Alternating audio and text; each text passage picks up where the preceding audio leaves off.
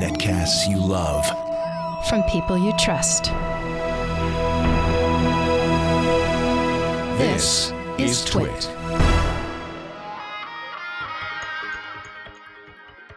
Hi, this is Leo Laporte, and this is my Tech Guy podcast. This show originally aired on the Premiere Network on Saturday, September 22nd, 2018. This is episode 1525. Enjoy.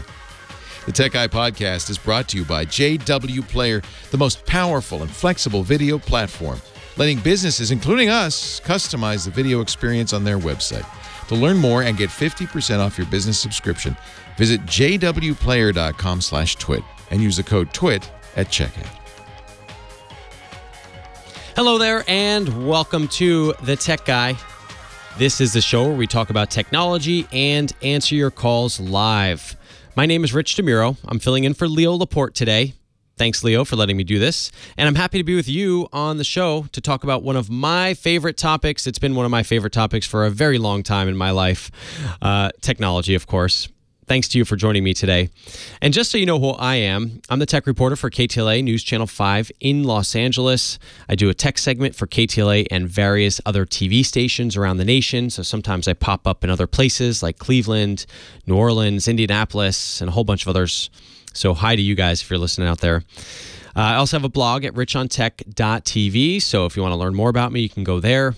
And I've got a podcast of my own called Rich on Tech. And of course, all the social media places that, man, I struggle to keep up with. I mean, it used to be I just did my job as a reporter, reporting stories. Now I got to remember to post my story to Facebook, Instagram, Twitter, where else these days? And it can't be the same. I don't just cross-post. You know, you got to show behind-the-scenes pictures on Instagram stories and then show a pretty picture on Instagram and then show what's happening at that moment on Twitter and then kind of the big stuff on Facebook and go live. So it's become very complicated for a reporter these days. But I'm not complaining. Believe me. It's a nice problem to have. And it is a lot of fun to bring you guys all the latest technology that's happening all over the place. And this week, again, was a big week for tech, and we had two major things. Obviously, we had the launch of the iPhone. They were in stores on Friday. But Amazon really threw everyone for a loop. So there was rumblings of some new Amazon products, and then all of a sudden, surprise, a bunch of journalists had flown up to Seattle for an event on Thursday, and Amazon they really launched a whole bunch of new products, 14 new enabled products, and over 70 new features. So when you talk about things that developers can do with talk about the products, when you talk about all the different things, there were 70 total announcements. Now, I thought this was kind of interesting because it was a surprise, but what happened Friday? Right, the iPhone. So Thursday was Amazon, Friday was iPhone. So did Amazon schedule their event to sort of one-up Apple? These companies are frenemies. You know, Apple, Google, Amazon, they're all frenemies, right? They need each other, but they don't. In the case of Apple and Amazon, they're actually probably the most distant when you think about what they do, because if you look at what Amazon's doing with and sort of their Fire TV lineup, they don't really, really the only thing you need from Apple with them is a phone to shop on, right? Or a laptop. But otherwise, they don't really need Apple. Now, Apple needs Google in a certain way, because search is big and all the Google products work nicely on the iPhone. And Google needs Apple because, they want people to run the Google apps on their iPhones. Ideally, I guess they would have everyone with an Android phone, but that's not happening in the US. But anyway, let's talk about some of these products because there are a lot of them. So this is the other thing. It's like when you look at what Amazon's doing, we are going further and further down the rabbit hole of when you pick one of these companies that you're aligned with, you're sort of in it, and that's it. You can't really get out very easily because the more products you buy that work with their platform and their ecosystem, the tougher it is to get out. And you find that in sort of a simple way with the iPhone when you start uploading your pictures to Photos. Used to be iPhoto, I think, but now it's just Photos. You start using iMessage, you start using FaceTime. It's tough for people to get out of these little places that they build for themselves with all these different products. In the case of Amazon, if you start adding all these smart home products that work with and then all of a sudden you want to switch allegiances to something else like Siri or maybe Google Assistant, it's tough. Not everything works with each other.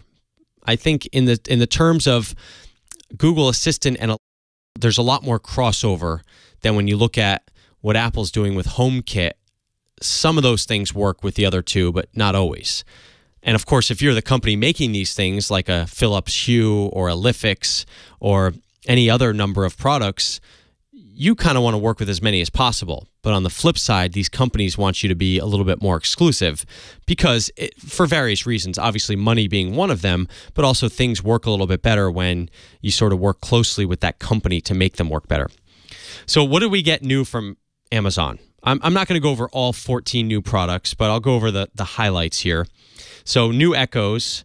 So the new Echo Dot is, it just has a better speaker and it's got new fabric kind of around it, just the way the Echo looks.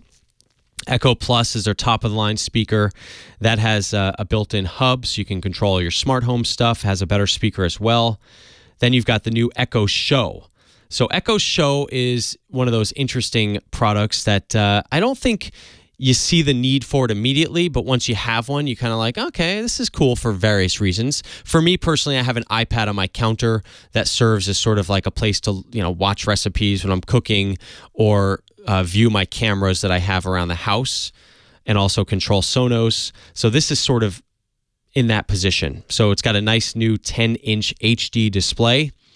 And that also functions as a hub. And the cool thing they did with the Echo Show is not just upgrading the screen to be bigger and now HD, but they kept the price the same at $230, which I think is expensive for something that you don't necessarily need. But they also added Skype support. So now you'll be able to Skype with friends over that. And I get it. I mean, FaceTime is how a lot of people in the US video chat. But Skype is huge worldwide, and I love the fact that Amazon kind of branched out and actually put in something that's not their own. Other devices, an Echo wall clock. So this is an Echo wall clock that looks like an analog clock. You can put it on your wall. This is $30, but what's cool about this is that it gives you a visual representation of not only the time throughout the day, but let's say you set a timer on your Echo. Now you can see a visual representation of how much time you have left. And real world example of that is for me with my kids. I usually, my kid reads for 15 minutes each night, or I say how long you can watch TV.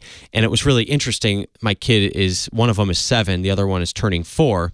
And to watch my 7-year-old kind of grasp that concept of time, especially with a clock, we have a big analog clock in our living room, was really cool. And so I like the idea of this, is that you see how long you have left to do certain things. They also added a bunch of stuff for your home theater, like a sub, a link where you can connect regular speakers to. But one of the more interesting things is this Amazon Basics microwave. So this is a $60 microwave that takes commands, which I think is pretty smart because you can say things like reheat my coffee or defrost these vegetables, which is smart because I don't know about you, but I've never figured out the defrost button on my microwave. So if I can just speak those commands, that's really cool. And we all know that every microwave popcorn bag says, #1 rule, do not use the popcorn button on your microwave, right? Why did they put the button on there if you can't use it? Well, you can't because it'll burn your popcorn every single time. Well, the Amazon Basics microwave is smart enough to ask you the brand of the popcorn, and it will actually perfectly pop that popcorn. And there's even a little button on there that lets you reorder popcorn. And finally, the Amazon Smart Plug. This is a smart plug that's $25, and that's nothing new. There's a million smart plugs on Amazon. I think what's cool about this is that it comes with that Amazon warranty, it comes with that Amazon guarantee, and you know that it's going to work really well with. I would have liked them to put that price at maybe $10 or $15, but I love these things, especially during the holidays, to turn on and off your holiday lights and lamps around the house with sunrise and sunset. So if you don't have a smart plug, go research them or pre-order the Amazon one, because I love the fact they're going to make that big time. You're listening to The Tech Guy, Rich DeMuro, in today for Leo Laporte. We're going to take your calls coming up next at 1-8888-ASK-LEO or 1-888-827-5536. I'm Rich DeMuro in for Leo Laporte. I know some of you have those new iPhones in your hands. We can talk about that or anything else when it comes to tech at 8888-ASK-LEO after this.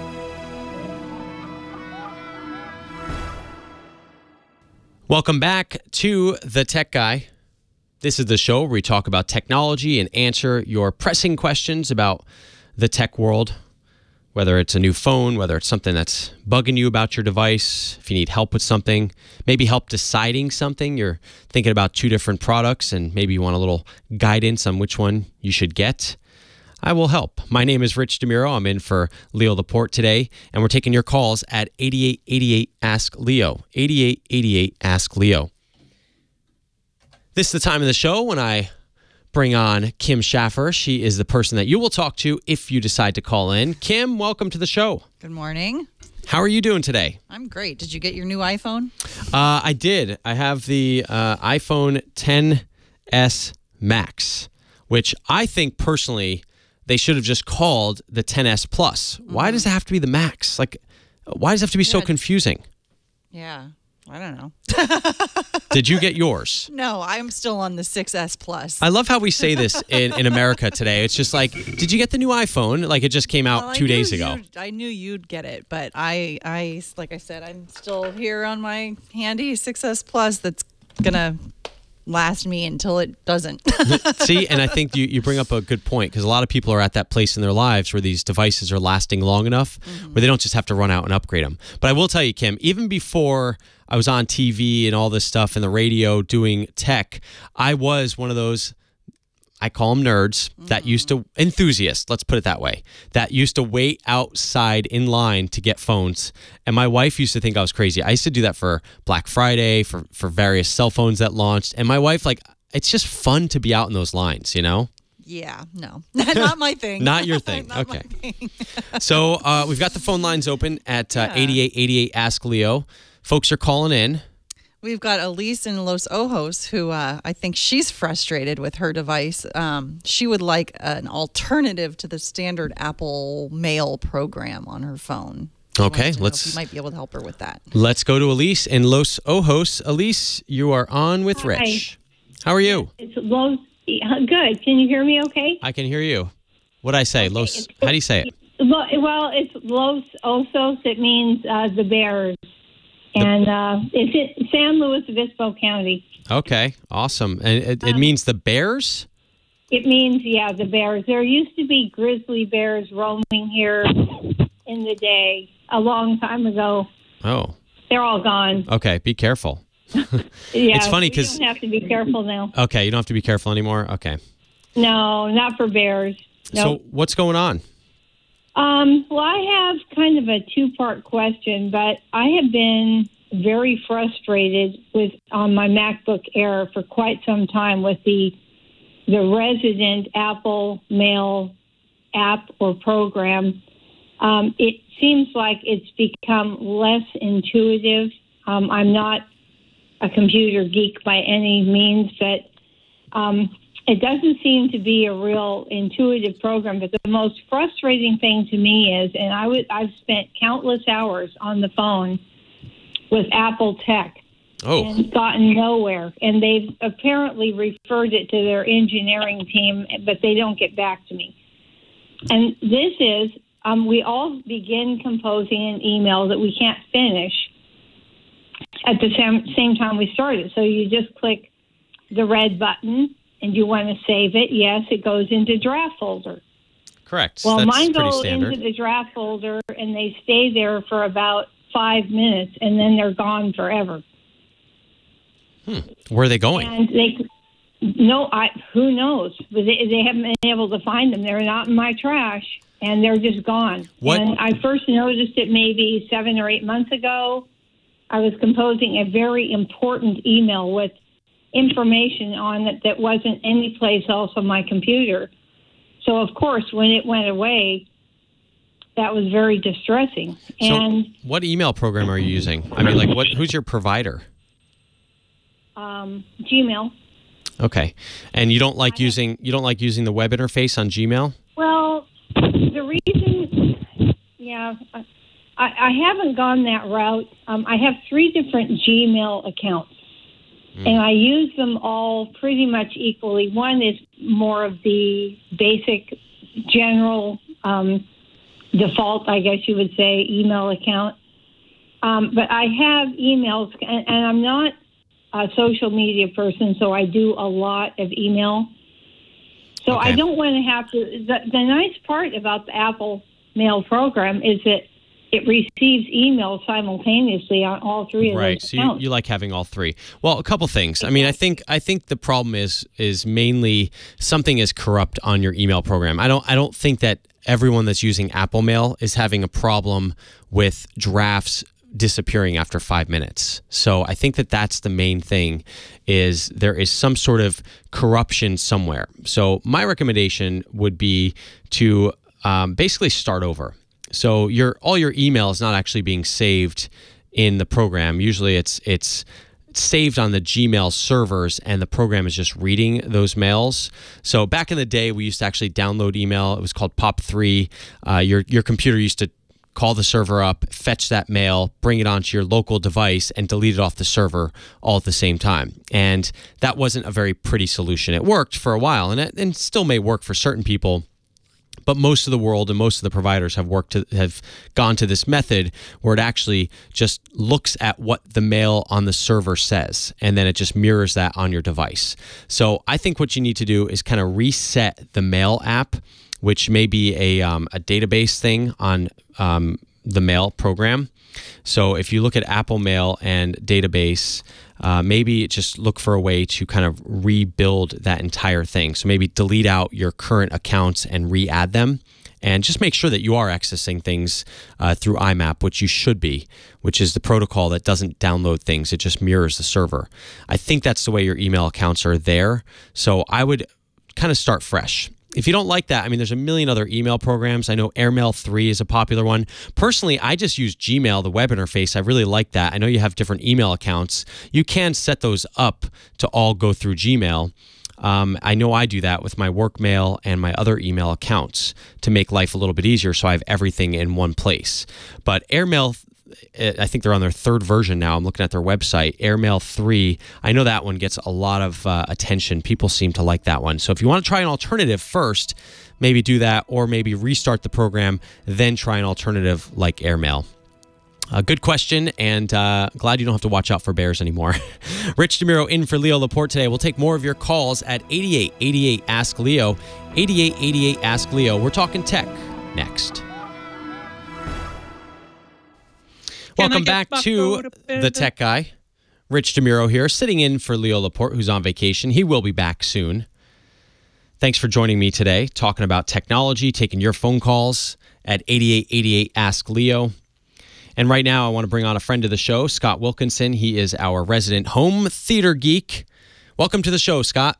Hey, how you doing, Rich? I'm doing great. And you recently went to CEDIA, which I've been to once when I was in Indianapolis.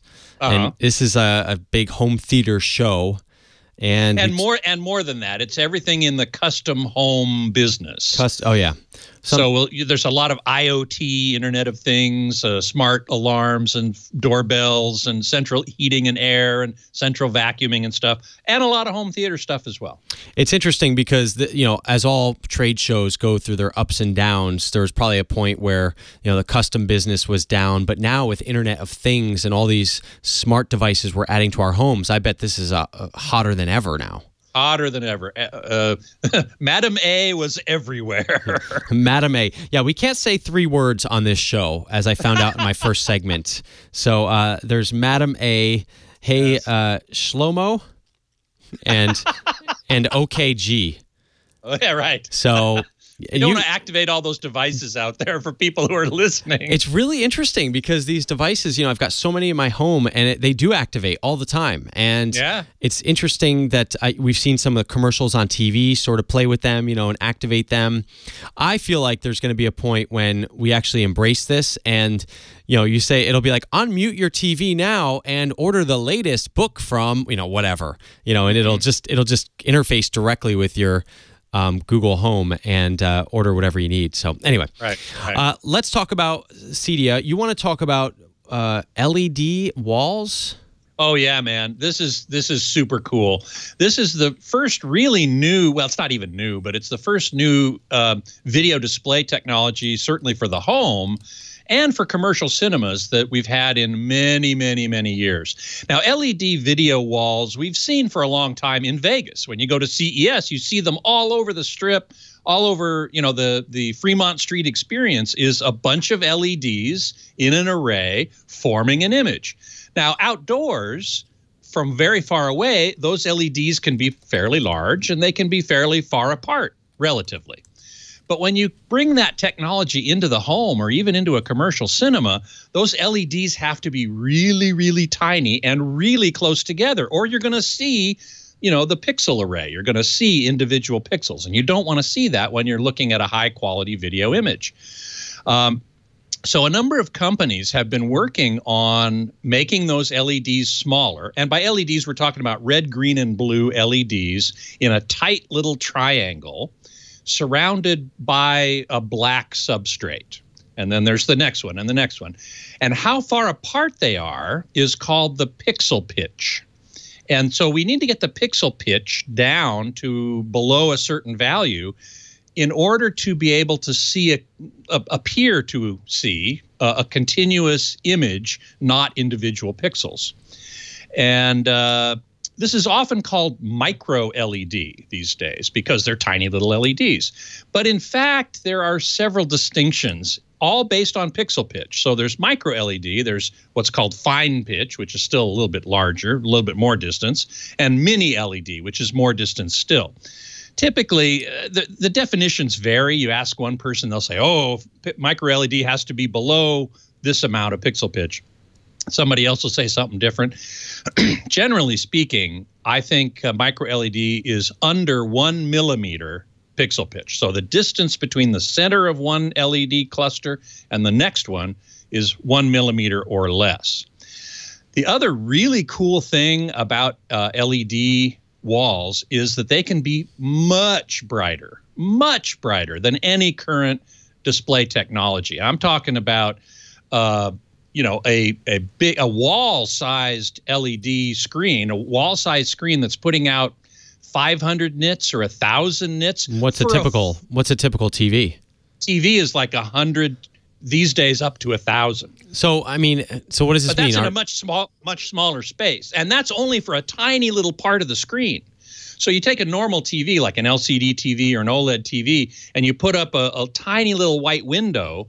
You might be able to get 500 or 1,000 nits. But if you fill the whole screen with white, it goes way down because it requires so much more power. Right. The same thing is true with LED screens, but they're built to do that. And so you can get 500 or 1,000 nits with the whole screen being full white. Now, that's actually dangerous to the human eyes. I was going to say, my mom used to say, don't sit so close to the TV. Exactly. I feel like with 500 nits, I'm just going to be like burning my retinas out. Exactly. And you are. So, in fact, there's one commercially installed LED cinema screen down here in LA, in Northridge, that can, I think they've limited it to 300 nits. Okay, good. Don't bring the kids if it's 500. Yeah, really, or 1,000. Anyway, so there were a number of these screens at Cydia that I thought were very interesting. Samsung brought what they call the wall. The wall. I saw that at CES. Exactly. That was the one we saw at CES. Exactly. It's got a pixel pitch we think about 1.2 millimeters. So it's not quite micro, but it's close. And as I said, that's the one that's a larger version of it installed at in Northridge. And what's really interesting about these theoretically is that like the wall that I saw from Samsung, it's made up of these little almost like tiles. It almost like think about like a tablet, right? But a tablet has a bezel around it. These have, you almost like no bezel. Yeah, like imagine you're like putting like tiles in your bathroom with the grout between them, right? But imagine there's no grout. You put these little tiles next to each other that are all like, let's say a tablet that's like 12 by 12, right? Same, roughly, yeah. Theoretically, you could build these things as big as you want, right? I mean, the wall was 146 inches. Correct. Exactly right. However, one thing to keep in mind is that the pixel pitch, the distance between the pixels, is absolutely fixed. So the size of the screen you build will determine the resolution it has. Oh, interesting. So the 146-incher you saw was 4K. That is 4,096 pixels across by 2160 up and down. If you built a larger one, you could get to 8K. If you built a smaller one, you'd get down to 1080p. So do you think in the future this is how we're going to have TVs in our homes? We're going to build these on our walls? Yep, I do. Now, it's going to take a while. Right now, it's very expensive, particularly to precisely place these almost microscopic LEDs in the right place and have zero defects. You can have zero defects because you can easily see if there's a dead pixel. So that's a very, very big engineering challenge to put these LCDs or these LEDs exactly where they need to be and have them work perfectly. But I love this idea. I love the idea of just going to a store, picking up a whole bunch of like a stack of these tiles, putting them on my wall. And don't forget, you don't have to light them all at once. Like let's say you wanted like 5 TVs on your living room wall. You know what I mean? You just virtually build that into the thing. That is such a cool thought. But how much are we talking? $100,000 for a wall? Many hundreds of thousands of dollars. Okay. At this time, we're at the very beginning. Yeah. But whereas at CES we saw 1, here at CEDIA we saw 4. Okay. We saw Samsung, we saw Layard, we saw digital projection, in fact, 5, Sony Crystal LED, which we saw at CES a couple of years ago as well, and the ViewTech Opus Cube. So that was 5 of them at CEDIA. And they're only going to get more prolific and less expensive, as all technology does. Yeah, I remember when the first plasma TVs were tens of thousands of dollars. All right, Scott, how can folks get in touch with you? Well, at the moment, I am kind of free-ranging. If people want to email me, they can certainly at scott@twit.tv. All right, Scott Wilkinson, our home theater geek, thanks so much for joining us. I'm Rich DeMuro. We're going to take more of your calls at 8888 Ask Leo coming up next.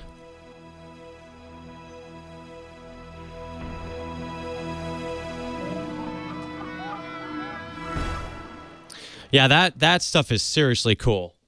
Seriously cool. Absolutely. I love that idea, but it sounds like it's a ways off. I've actually gotten picky in Vegas.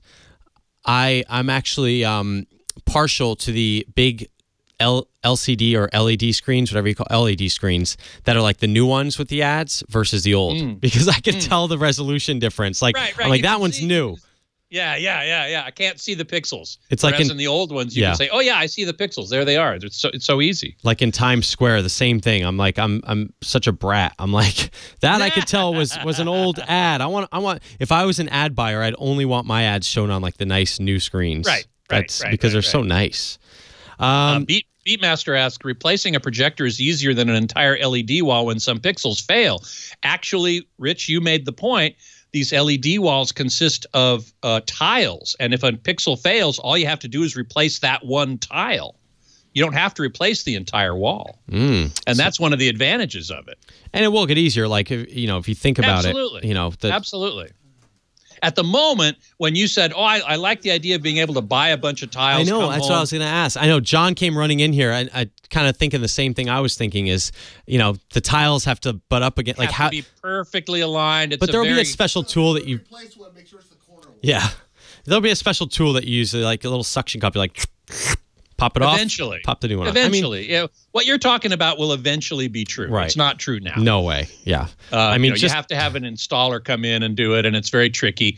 And can you see, some people ask, can you see the boundaries between the tiles? Not when there's real content on. Under certain conditions, like when the whole screen is black. When it's off. And when it's off and you're kind of looking sort of from the side, from an angle, sometimes you can see those tile boundaries. That's like the Sony booth at CES was like that, because they had a whole like wall of LED, and it was amazing. But as soon as the light went off, you could see the little tiles. You could see the delineation, but only from the angle, like you said, because it's only the light that's reflecting off of it. But when that thing is on, it is mind-boggling how clear it is and how seamless they are. Like, you would think there'd be a tiny little seam. Yep. Which is why I've never been a fan of people who put up video walls consisting of 2 or 4 or 8 or 16 separate TVs, even when they have super tiny bezels. Right. You still see the boundaries. Yeah. That's not interesting to me. John's asking if you want to stick around for a little bit. Yeah. Okay. Yep. Happy to. Welcome back to The Tech Guy. We're talking about technology. And Eric is on the line in Buena Park, California. Eric, welcome to the show. I'm also, at the DMV, if you hear any noise in the background. I just had a quick question. The good news is we have like an hour and a half to talk because you're at the DMV. I was wondering if I was going to speak with you first or get up to the counter first, and I'm on the phone with you first. So. Oh wow, that's a good sign. I've been trying to look at color printers, and I wanted to get a laser color printer, and I've gotten kind of lost with all the different letters and numbers. I've kind of got a price range of between maybe $200 and $400, $450 max, and I was just looking for a suggestion or guidance or something that I could do besides trying to Google and look on all these different websites. What are you looking at? What have you narrowed down so far? So I've found HP, Canon, I think Ricoh was another one. And as far as that, I really don't have a preference. Just something in between that price range. And what are you finding about these things? I mean, what are they? It's been a while. I have a regular, like a black and white laser. So I haven't really gone into the color laser. What are you using this for? Document scanning. So I want to have that document feeder tray, and then printing documents that'll be for work. So I needed to have that higher end kind of look and feel that the laser printers, at least from my understanding, give. And what's sort of the difference? I mean, when you're looking up HP versus Canon, what are you kind of seeing that they're saying the differences are between these things? I don't see a difference, Rich, to be honest. It really is coming down to maybe the pages per minute is kind of one of the key features, which for me, I really don't mind having a slower printer if it's going to save me $50. I didn't know. My last printer that just took a dump on me was an HP inkjet, and it said that the print heads needed to be done, but it was only like a $60 printer, and my other one was Epson, and that one is on its last ends as well. So I mean, with your experience, are printers pretty much all the same, whether the brands are going to be maybe the different type of photo paper that you're using? Or well, I think what it really comes down to is kind of the features that you need, whether they have those, and then also how much you're going to be paying for replacement cartridges and things. So with laser, as you can imagine, those are going to be pretty pricey for your color laser cartridges, right? So right. But I'm not using the color that often though. So that was something that I took into account. Oh, you're not? Okay. Or I tried to. I mean, I'm looking at. I want to be able to have it. I'm looking at the website Wirecutter, which I really like. Have you heard of them? No, I haven't. Okay. I was looking at like Newegg, Amazon, some apps and stuff. What is it? It's a Wirecutter, and this is a website. They basically have these professionals that kind of like, I just interviewed one of them that does headphones, and all she does is test headphones for a living, which is pretty amazing that they have someone, and they have these people in all these different verticals that do a lot of testing. So according to them, they like the HP LaserJet Pro. So that's their favorite, and they tested, I think it says 40 of them. So, and HP, obviously, that's a brand we've known for a long time. I mean, clearly they're the market leader when it comes to printing, in laser at least. And I think that, the main thing about HP, that the biggest downside is that that the printer is going to be a good value, but then when you go to buy the pieces for that printer, it's kind of expensive, right? So the actual pieces for the printer itself, like if it needs repair? No, I mean just like the actual ink and supplies that you need for that printer. And you can get really expensive. I mean, obviously the paper, you were mentioning, the type of photo paper you're going to be printing on. I mean, you could go as cheap as you want or as expensive as you want with a lot of these different aspects of it. But I think the thing about HP and the big brands, you're going to be able to find parts that aren't necessarily the OEMs as well. So if you want to go cheaper and get like, a refill somewhere that's not necessarily an HP brand, you might be able to do that. Although I'm not sure if this printer does what a lot of things have done, which is they kind of lock you in where you can't use the other third-party stuff. I don't know if you've come across that in your printer research. Actually, my HP inkjet one, I did that. I don't know. I went to a warehouse store to get them refilled, and then it gives me these error messages saying it's not an OEM ink cartridge. So you got to be careful on that one too. So this one that they picked is, let's see, it's about $300. Signing in day 2, please. Okay. I think we hear I think your number's up at the DMV. I'm getting hold up. I'll check out that website though, Rich. I appreciate you giving me the heads up. All right. Good luck, and let me know what you find. All right. Thanks so much, Eric. Thank you. Will do. Okay. Sounds like Eric's getting a new license there at the DMV. I don't know if you know, in California, there's a lot of a DMV is notorious with long lines, but in California particularly, the lines have gotten really, really long. I guess there's something to do with these new IDs that we're getting in California, these real IDs or something. But I just know we've done stories on the news over and over about how the lines have just gotten out of hand. And I keep getting emails from California DMV telling me as a reporter that they're working to try to figure out what's going on here and how they can make things better. So now we have these automated DMV stations as well, which you can go, and I guess you can go to like a grocery store and renew your license and stuff like that. Or maybe not your license, maybe just your tags or something. But anyway, that was great to have Eric calling from there. Thomas is with us in Vancouver, Washington. Thomas, welcome to the show. Thank you. Speaking of phones, I saw that heard that little wiki mistake that you did with your phone. Oh, you heard it? Oh no, it went over the whole. So someone messaged me on Facebook Messenger. Well, I actually didn't hear it, but I heard it behind the scenes that you forgot to silence your phone. Okay. Well, at least I can still say Facebook on the air. At least that doesn't activate anything until next week when they launch their new video chat thing. But anyway, Thomas, what's going on? Sure. I have a LG Stylo 3 Plus phone, and I'm having issues with my phone's battery charging very slow, and it's like extremely slow. I have a turbocharger that came with my phone, and I also bought Anker that's an Anker wall charger because my friend recommended Anker to me because he likes the product. He has a product of theirs, one of the portable battery chargers. Mm-hmm. Anker's a big brand for that. Even with me switching to like a different turbocharge product, it's my phone's still relatively slow. What phone is this? It's a LG Stylo 3 Plus. LG Stylo 3 Plus. And how long have you had this device? Probably like close to a year, if I'm not mistaken. Probably just slightly over a year. I think there's a couple things that could be going on. Now, you said you're using the charger that came with it. And when it comes to Android devices, there's a lot of different charging protocols out there. And generally, if you're using the charging cable that came with your device, clearly it should be charging at the fastest possible method, right? But I've seen in my experience, because I have a lot of different devices and I have a lot of different ways of charging them, that it's hit or miss.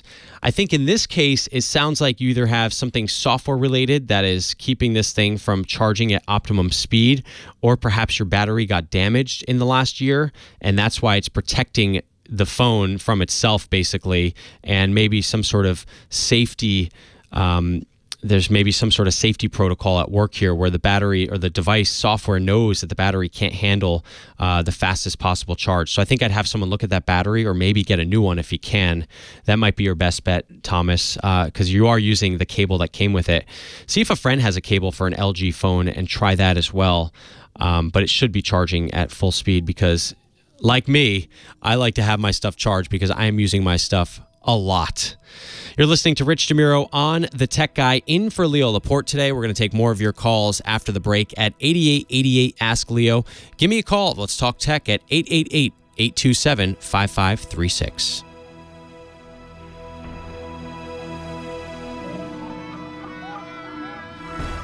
Can everybody hear me? Can anybody hear me? Hey, chat room, you there? Can you hear me? Is this thing on? Yeah, Scott, you're on. Okay, thank you. Hey, John, how you doing? You turned your radio down. I'm good. Okay, thank you. Thank you, Kim. Appreciate it. Fireski is asking, I'm trying to decide between an LG OLED B8 or C8, and if the LG SK9 or SK10 soundbar will provide better sound than my old Pioneer VSX51. I have an Oppo UDP 203. Good for you. That Oppo is an excellent player. The Pioneer VSK51 is a receiver, so the question is, what kind of speakers do you have connected to it? Before I answer the question about a sound bar. The question of the B8 or C8 is a good one, and I definitely recommend the C8. The B8 is less expensive, but it's only available in certain stores. I don't remember whether it's Best Buy or Costco or where they sell it, but it's only in specific stores. The bigger issue for me is that the C8 has a more advanced video processor. And so that is why I recommend the C8 over the B8. The B8 has last year's video processor, whereas the C8 and all of the higher-end models in the LG OLED line have this year's brand new processor. I believe it's called the Alpha 9. I forget exactly what it's called, but it's definitely a better processor. So I would definitely spend the extra money on the C8.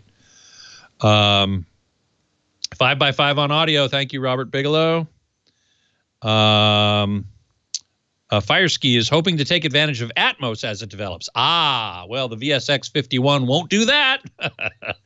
I have to remember now whether the SK9 or SK10 have Atmos built in. I do know that Vizio has just started selling a couple of soundbars, new soundbars that do have Atmos. And looks like I'm going to be looking at them up at Twit in a couple of weeks. So I'm looking forward to that very much. I forget the model numbers exactly, but one is a 36-inch soundbar with 5 channels, two surround speakers, 3 in the front, subwoofer, and 2 up-firing speakers that give you Atmos by reflecting the overhead sounds from the ceiling. It means you need a flat ceiling. The larger one is, I think, 46 inches, got 5.1, again, 5 channels around you, plus a subwoofer, and 4 up-firing speakers. Now, that lists for $1,000, so that's pretty expensive. The smaller one is $500, so it depends on what you want to spend. But and Fireski, says Klipsch speakers, 5.1. So that probably sounds really good. That will sound better than a sound bar, except for the fact that you're not going to get Atmos. That older Pioneer receiver does not do Atmos. I'd have to look it up to see how well it does, if it does HDR or ultra high definition UHD Blu-ray, that sort of thing, if it passes that through. If it does, then not having Atmos would be the only problem. If it doesn't, then it really is a problem. Now, Klipsch, I might suggest, instead of a soundbar, since you already have these Klipsch speakers, Klipsch makes what are called Atmos-enabled speakers. So they're little speakers that you sit on top of your Klipsch speakers, and they fire the sound upward and reflect it off the ceiling and bring it down. So you would need to buy 2 or 4 of those and a new AV receiver. And virtually all AV receivers these days, except for the very bottom end, now support Atmos. So I would say, instead of letting go of your Klipsch speakers, which are probably pretty good, I would invest in a new receiver and the Atmos up-firing, Atmos-enabled speakers from Klipsch, again, because they make very good ones. I might suggest getting the receiver first. If you want to get into Atmos eventually, take advantage of Atmos as it develops, then you could get those Atmos up-firing speakers later. Or you could get 2 of them now and add 2 later. I prefer having 4 ultimately, 4 overhead sound sources coming down, because that really is a greater sense of envelopment than just having 2. But you're telling me the SK9 and SK10 both have Atmos built in, so that's good. I don't remember whether they have physical surround speakers. They might. But if they have Atmos built in, it's undoubtedly 2. Just 2 up-firing speakers coming up off the ceiling, reflecting off the ceiling. So I still think your better bet, your better investment for the future would be a new receiver. Use your Klipsch speakers and add the Klipsch up-firing Atmos-enabled speakers when you can. That gives you more flexibility as well in terms of connecting other components to the system. I forget whether the SK9, SK10, how many HDMI inputs they have, or whether or not you'd need to use the TV as the HDMI switcher, plug all your sources into the TV.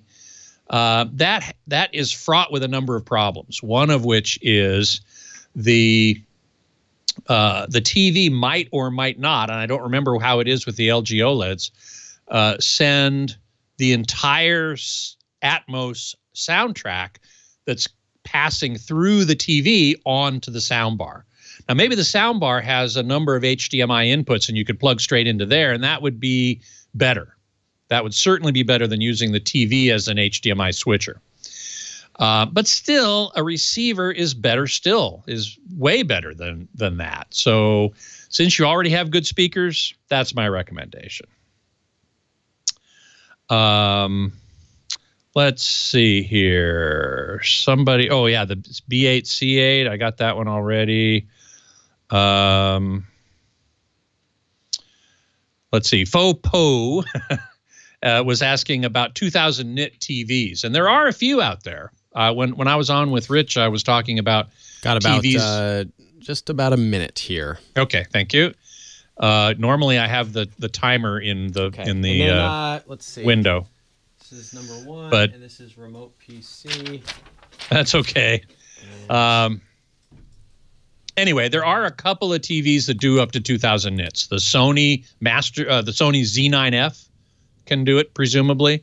The Samsung Q9 FN, I think, is supposed to get up to around 2,000 nits. And the Vizio PQ65, it only comes in one size, 65 inches, but the PQ is said to get up to 2,000 nits as well. Now, that's a lot less expensive. That's around $2,000. The other two are much more.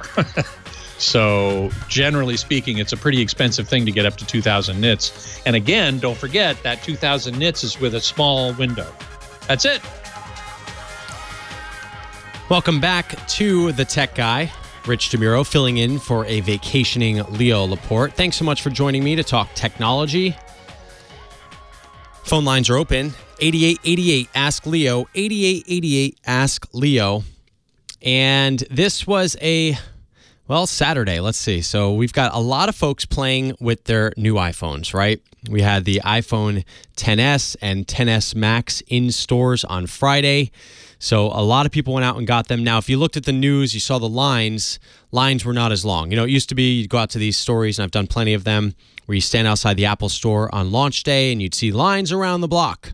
I was at the first original launch of the iPhone. What was it called? Oh, yeah, just iPhone. It was just the iPhone back in 2007, and that was in New York City. And I remember the line outside the store on Fifth Ave in New York City was just insane. And I got to cut everyone, which was really cool because they brought me inside. And then they asked me if I wanted to buy one, which I also thought was really cool because I didn't think I was getting one that day. But the lines nowadays have died down, not only because everyone's on their own upgrade cycle, but also because people order online. There's a million different ways of getting them. But that's kind of a bigger story of kind of how people are getting their phones these days. Everyone's on their own cycle. You know, it's not just, okay, the new iPhone comes out, I get it that day. People sort of wait until their phone breaks or something goes wrong, or they feel like upgrading to upgrade. They don't necessarily have to get it on day one. But there are a lot of people that do, and the reviews are starting to come in. I've got my iPhone XS Max here, loaner from Apple. So full disclosure, I did not stand in line to purchase this, but it is a beautiful device. It reminds me of the iPhone 8 Plus, but with a screen that literally takes up the entire device. And if I thought that I could put my old case on here, it almost looks like you could, but you can't because it looks like it's the same exact size, but you can't. One of the other people that do this teardown every time a new phone or device comes out is a website called Ifixit. And they basically sell all the parts you need to go through and fix your own device, right? But people go through this website and they kind of see what they find when they tear down the new models of things. And I just kind of looked through their iPhone XS and XS Max teardowns, which, by the way, I would never do personally. I did replace the battery in one of my devices once. It was an iPod. I think it was just a regular iPod, not even a touch. And I remember the battery went dead or something happened with it, ordered the kit on Amazon and replaced it. You had to, toughest part was really getting the glue off of the device in a nice way where you didn't mess up everything. But I did it and I was very proud of myself. I won't do that again. And I have not opened up an iPhone personally. But they went through and opened up every little piece of this thing to kind of find what's different, what's new. And here's what they found. An extra antenna band has moved to where the left side mic holes used to be. This might be for the Gigabit Lte. So the new iPhones take advantage of faster LTE, which is called Gigabit Lte. It's kind of a stopgap between 4G and 5G. So even if you're running the same exact network, say, let's say you're on T-Mobile or Verizon, you actually will experience faster speeds with the brand new iPhone XS and XS Max, which is really cool. Let's see. They say that the new rating of IP68, which means this thing can actually hold its own in water for longer than before. So if you dropped it, the old phone, it would be fine. This one will actually last longer. And they test it with more things too, like beer and wine and soda and coffee. So the IP68 rating means that the water resistance on these new iPhones is a little bit better. Then they looked at the Taptic Engine. So the Taptic Engine is what gives the iPhone that amazing feedback that you feel when you scroll through lists, when you tap things, when you get a text message, and it's better than any device out there. So you think about a phone that vibrates. This is not just a vibration engine. This is a Taptic Engine, which just there's much more nuance in the vibration you feel on an iPhone compared to other devices out there, and that's because of this Taptic Engine that Apple has created. So inside the XS Max, it's bigger. So I guess bigger phone, you gotta power those vibrations more. So that's why you've got a bigger Taptic Engine in there. Let's see, the extended logic board has one of the display connectors moved to the bottom. Ooh, that's something that all consumers need to know, right? The XS battery looks weird. That's the headline on that all the reporters picked up after the Ifixit teardown. So the battery in the XS actually looks like it's an L shape. So they had to make use, they have to cram all these different components inside these phones. So Apple makes a lot of things custom. So their battery is L-shaped in the smaller device. The XS battery is just a normal, XS Max is just a normal shape.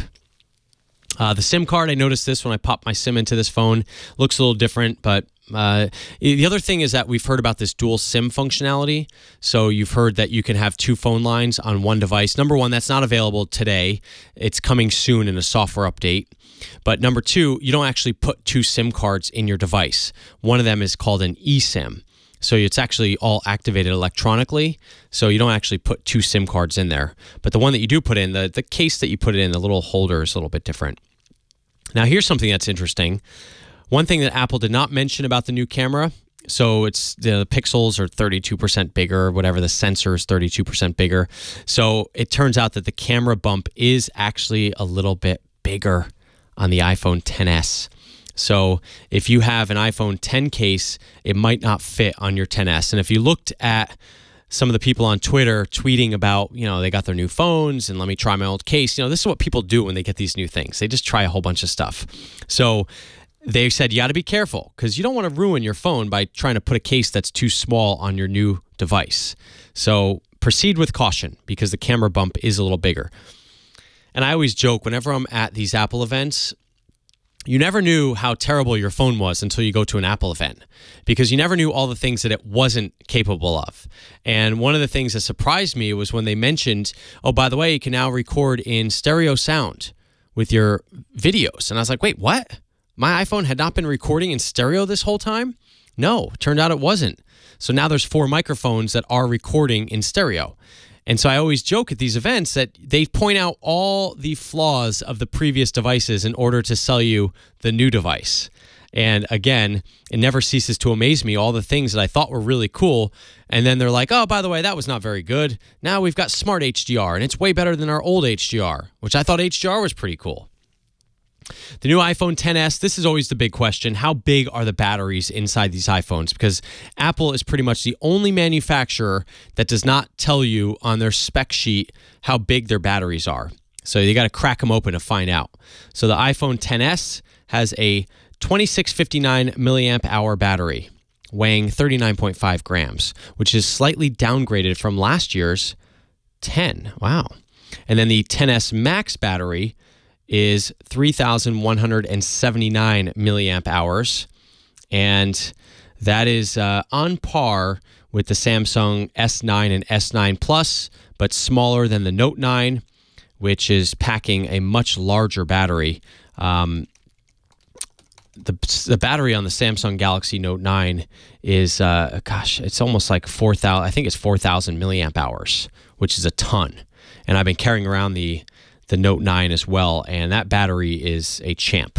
It lasts for a long time. I think the iPhone batteries last for a long time, but I think that the Note battery is pretty good, especially since some of the Samsungs used to have a reputation, and they still kind of do, for you can just literally use it and watch your battery go down as you use it.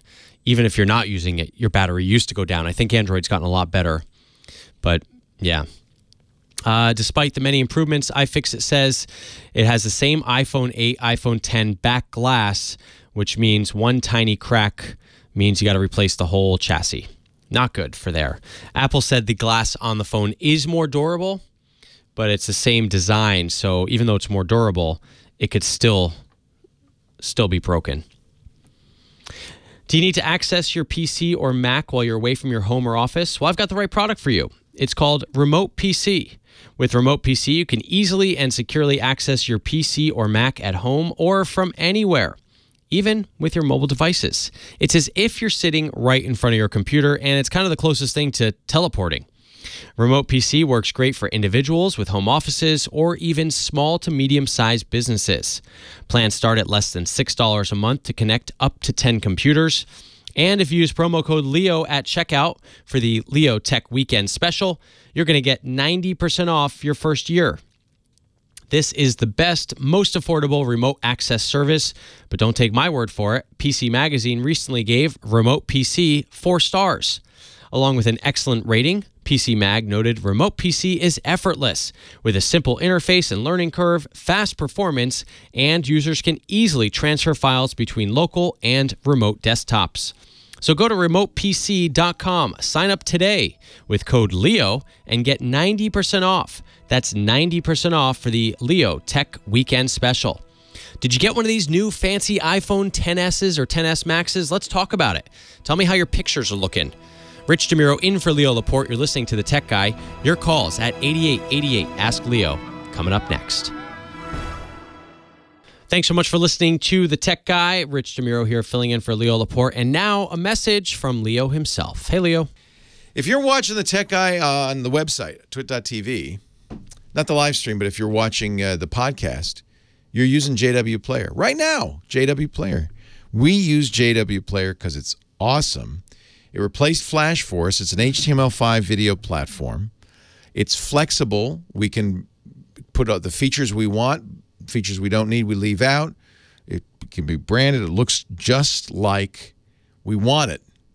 That's why we use JW Player at twit.tv. We looked at a lot of choices, and that's the one we've used. Again and again, we come back to JW Player. If you watch video online, you're using JW Player. You may not know it. The best publishers in the business, not just Twit, but Washington Post, Business Insider, Vice. You don't see JW Player. That's, I guess, part of the reason they want you to know about them because it doesn't say that. It says the brand. It says our brand on there. It's white. I guess they call it white labeled, right? Where you know, it's our branding on JW Player.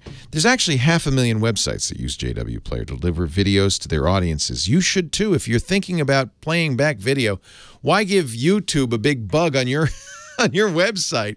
No, don't. Use JW Player. From small businesses that want to upgrade from YouTube to large-scale publishers and broadcasters who want to maximize their video ad fill rate and CPMs, JW Player is a solution for you. It is, of all the features on our website, and we spent a long time and a lot of money making that website work, the most important is the ability to watch our shows. If you go right now, you want to see last week's Tech Guy, you go to twit.tv/TTG. That's the JW Player right there. If you're looking at any of our shows, if you're looking at the video, you're watching JW Player. Buffer-free technology is the fastest player. It's fully customizable, so it matches our brand. They actually provide a video CMS for uploading and managing videos, a powerful and easy-use suite of APIs to enhance player functionality and access video analytics. We definitely use that. If you run video ads, you can maximize the fill rate, the CPM. You got to go to jwplayer.com/twit. Use the code TWIT at checkout, and you're going to get a great deal. I don't think we've ever offered a deal this good. 50% off, 50% off your business subscription. But this is a very limited time exclusive offer. You got to do it right now, just for TWIT listeners. jwplayer.com/twit. Use the code TWIT at checkout for half off your business subscription. If you've been thinking, if you've been wondering what to use, this is an absolute personal testimonial because we use it and we love it. jwplayer.com/twit. Use TWIT as the offer code. And it's kind of a nice bonus. You get 50% off. That's pretty good too. Wow. Can I get that? jwplayer.com/twit. Offer code TWIT. Welcome back to The Tech Guy. Rich DeMuro in for Leo Laporte. Thanks for being with me on this show. We are talking about technology and how it affects you, what you got. You got some problems, call me up. We can help you. Got some thoughts, share them with me. Got the new iPhone. You can talk about that. Tell me what your pictures are looking like. We are taking calls at 8888-ASK-LEO, 1-888-827-5536. Carl is in Upland, California. Welcome to the show. Hi, how are you? I'm great. How are you? I'm coming along, thank you. Yeah, I called Leo once previously. I wanted to transfer one particular podcast that I go to religiously to different PCs. I was running out of space and I wanted backup. So he just suggested use a flash drive, which I did. But what I find is that when I transfer the information to another PC, I cannot get any audio on that PC unless I plug that flash drive in. There's written dialogue that comes with it, and that's always available. And I thought, well, maybe the PC's out of whack, so I tried it on 2 other PCs, and it's the same issue. Is the audio that you're transferring somehow protected by some sort of copyright or DRM? I don't believe so. What's the source of this audio? It's a podcast that I get through iTunes.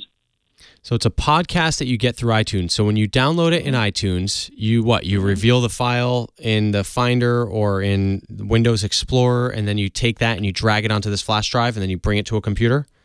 Yeah, I use Windows 10, and I would just drag the information. And I've done this with other files, and everything comes out fine. But this one particular podcast, like I say, I can get the audio, and I can see all the dialogue on the screen if I plug that flash drive into the PC. If I pull that flash drive out, the audio goes away, but I can still look at all the dialogue. Now, what do you mean look at the dialogue? Where are you seeing dialogue? Well, it's a language podcast, a language learning podcast. So as they speak the language, you can look at dialogue on the screen. Well, if I had to guess, I think that the format that they're doing this in might be slightly different. Do you know what the extension of the file is? No, I don't. Okay. I think that the format, because it's a interesting kind of podcast that you're talking about where it syncs up video with audio or something on the screen with the audio, it sounds to me like this is not your typical MP3 file or some sort of standard audio file. It sounds like it's something a little bit different. So I think that that's part of the issue. Because, yeah, you can take any file that's an MP3 or some sort of audio format and just drag it to any computer, and it should play as long as it's not DRM'd. And you don't even really see that with podcasts most of the time. Why can't you just download this from the computer you want to play it on? Because some of the podcasts are up to about 10 years old, and you can no longer download them. So I've got them on the PC where I've subscribed to it for years, and I just want to maintain that in case one day that PC dies. Okay. I think what you might want to do to try this is maybe just convert the audio on a, well, see, but if it's a weird file, you probably won't be able to do that because it'll break the audio video. You know what I mean? Like the link between those two files. I think this is a non-standard file. And is there any harm in running it off the flash drive because you can't get it to play on the other computer? No, but the idea is if something dies and if I lost the flash drive, well, I've already transferred all the information to another PC, so I'm fine. But in fact, I'm not. Right, so right. I can't lose the flash drive. Yeah. Because it's not really you can't really back it up. Because if I say, hey, back it up by making a copy of it somewhere else, it won't really play, huh? Correct. So as soon as you put that flash drive in, I think there's sort of a key, like a third key to this program that's making that magic work between what you see on screen and what the audio says. And I think that's part of the problem, is that there's something going on there that's not standard. And it sounds like that's what's keeping the program from playing on the other computer. The only other thing I can think of is to maybe try a different flash drive and make sure that you're grabbing all of the components of this file. There might be more components to it that you don't notice, and that's what's causing this to not play properly, because there might be a component to it that you're dragging over to the flash drive, but you're not necessarily dragging over to the hard drive. So good question, kind of a tricky one, and it's always frustrating when something like that doesn't work, because you would think with an audio file it'd be pretty simple to just drag and drop, but it doesn't always work that way. Anthony in Chicago, you're on with Rich. Oh, hey, Rich, how are you? I'm doing great. How are you? Good, doing well, thank you. Great job standing in for Leo. Thank you. So I have a quick question. I just got an iPhone XS yesterday, 256 gig capacity, and I have an 8 Plus that's also 256 gig capacity with about 150 gigabytes of photos and videos. I'm a professional photographer by trade. Okay. So I have a lot of my videos being 4K, 60 frame per second content. And it takes forever to transfer to the computer. And that's through, normally I try to hook it up through image capture. Mm-hmm. That's what I use. It's painfully slow. Took me literally, I mounted it yesterday in the morning, and still this morning it had 1,800 images and pictures or videos to go. Well, I think what's happening is, so you're transferring them from the old one to the computer, the 8 Plus. Yeah, 8 Plus to my iMac. Well, what it's doing is, I think it's converting those files before it transfers them to your computer. Right? So is there a way to get around that? Yeah, I believe in the settings, there's a setting. It's either in image capture, but basically there's a setting that says optimize files before transferring, and I think that's what it's doing. What's that? So that's not with iCloud. No, that's not with iCloud. This is actually happening on your phone. So it's basically before it's transferring those pictures, it's converting them into a format, because Apple, remember, they changed the format of the way they take pictures. You're a professional photographer. You probably know better than I do. Right. But they did that whole, if you go into your camera and then format says high efficiency or most compatible, right? Yeah, yep. And so if you're on high efficiency, whenever you use image capture, it's actually doing a quick transformation of that file into a better format for your computer and for sharing.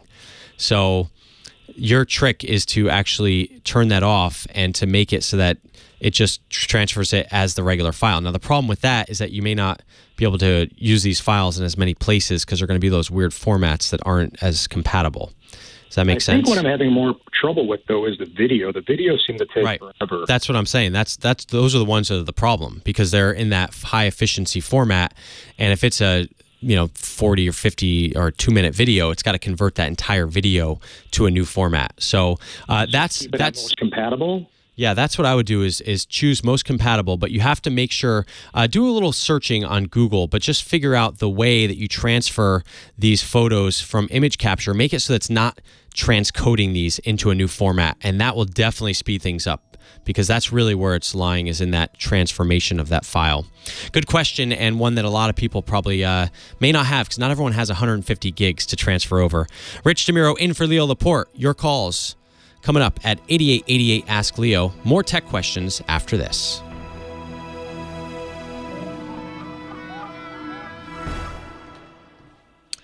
You still there, Anthony?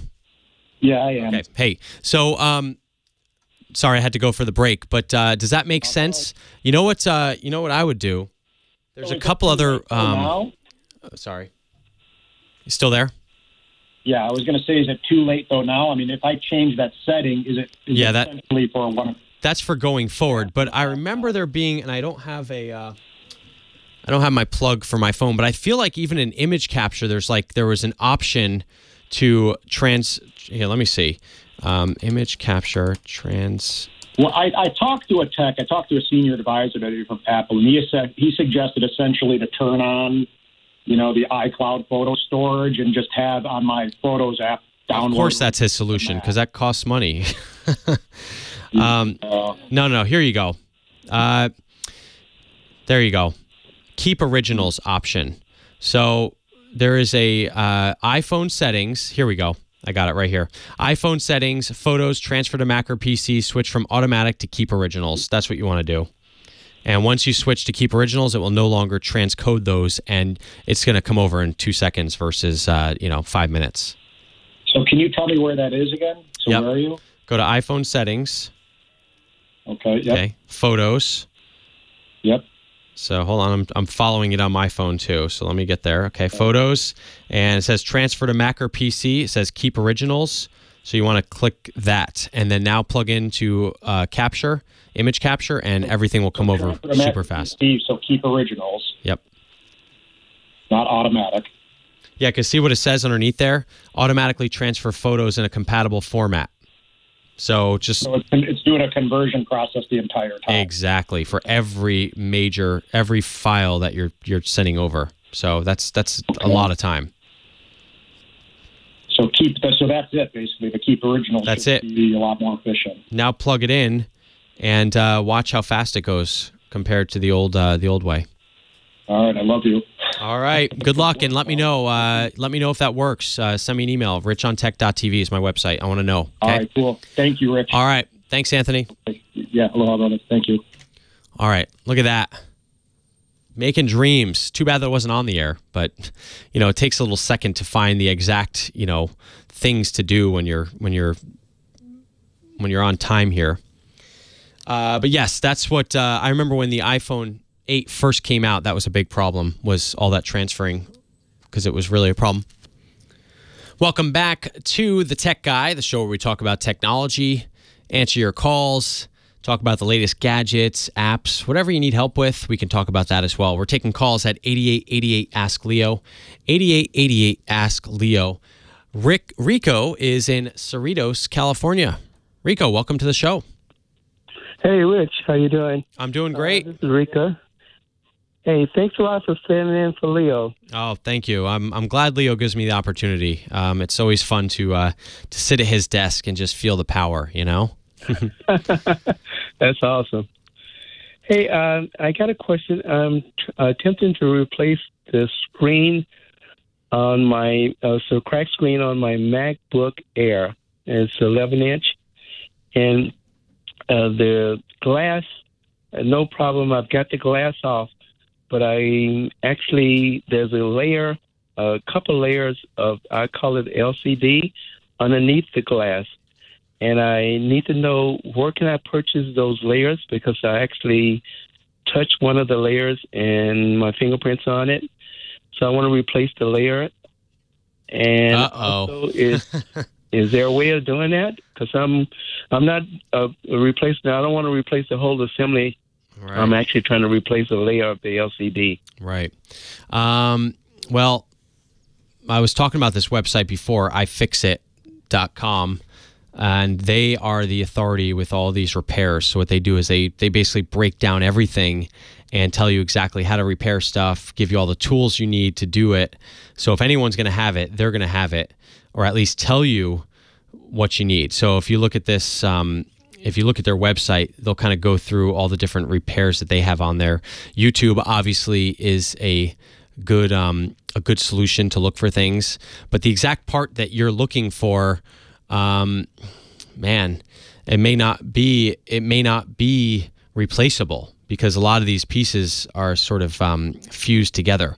Now, I know my kid threw a toy at my MacBook, my brand new MacBook Pro. It was only like a couple months old, and it cracked the whole screen, and I had to get that replaced. And I did it myself, all by myself. I went to the Apple Store, I dropped off my MacBook Pro, and I said, hey, can you fix this? And they did. And it was pretty interesting how fast that process was. They said I'd be out of my MacBook for a week. It was really only, I think it was like 2 or 3 days. So I was very impressed with their repair process. Of course, that cost me $500. And my favorite repairs, by the way, are always the ones that take you back to the beginning. So you've spent all this money, but nothing's changed. So my computer is the exact same computer. It's now, instead of the $2,000 I spent on it, it's now a $2,500 computer. It doesn't do anything different. In fact, the screen, after they repaired it, does this weird thing where it looks like a TV screen. Remember the old static on TV screens? When I open my MacBook, that's on the screen for like a second or two, which is clearly something to do with the repair that they did on my computer. Now, it's not enough for me to bring it back to them. But I don't know. I think you're very brave for trying this repair by yourself. I think you've gotten to a pretty decent point. But I think the ifixit.com website is probably going to be the best for you. But the reality is you may not be able to get a replacement part for that, because it might be one of those parts that is, it's integral to the other part. They might be shipped together. They might not ship those things separately. The other website I like, and I don't know if they have any sort of LCD stuff, is OWC, which is they go by MacSales.com. And this is a great website. May not have the LCD parts that you want, but for the rest of you that are looking for parts and things for your Macs, this is a fantastic website. And in fact, I have upgraded the hard drives on my MacBook. I think it was the Air, or maybe it was the Pro back in the day, by using this website.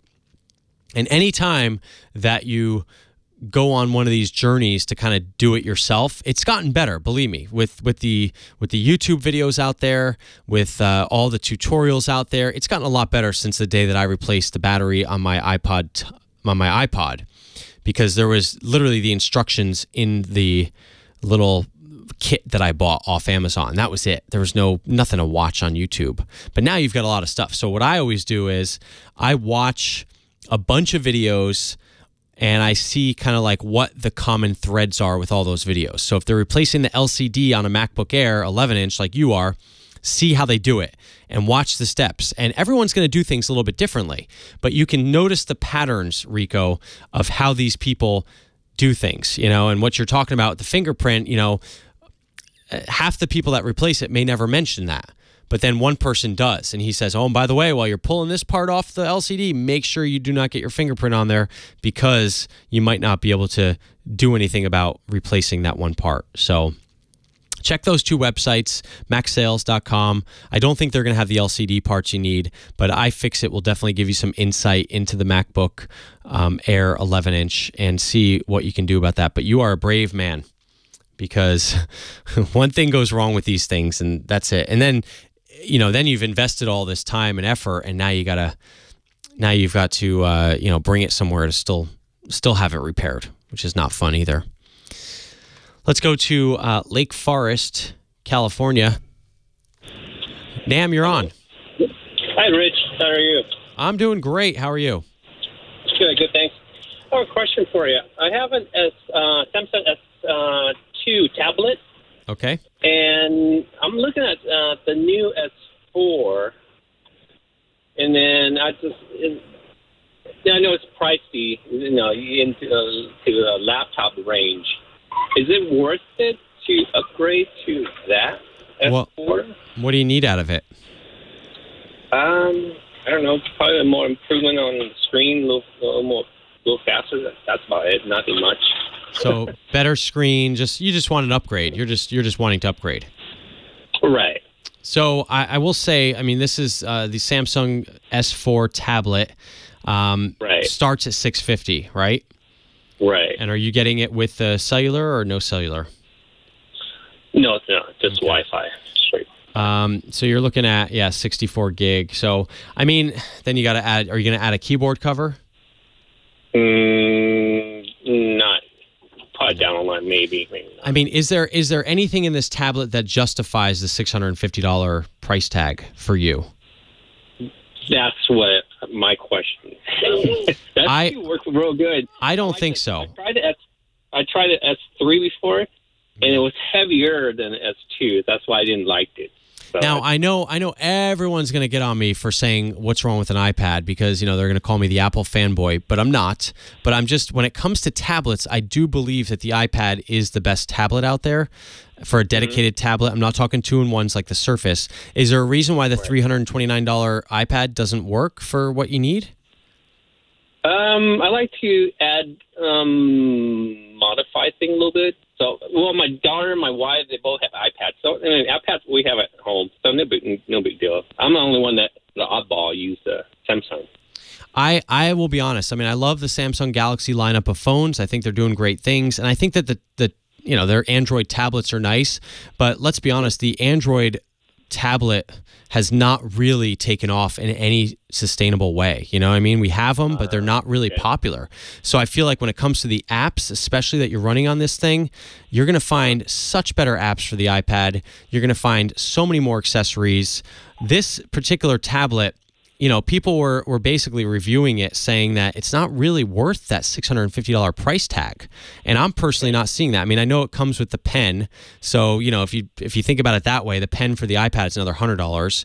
So, you know what I mean? You're looking at $430 versus $650.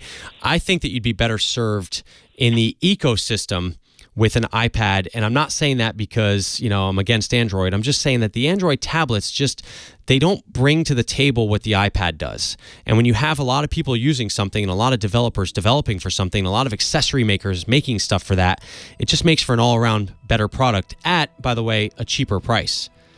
Thanks for the call. Rich DeMuro in for Leo Laporte today. More of your calls at 8888 Ask Leo after the break.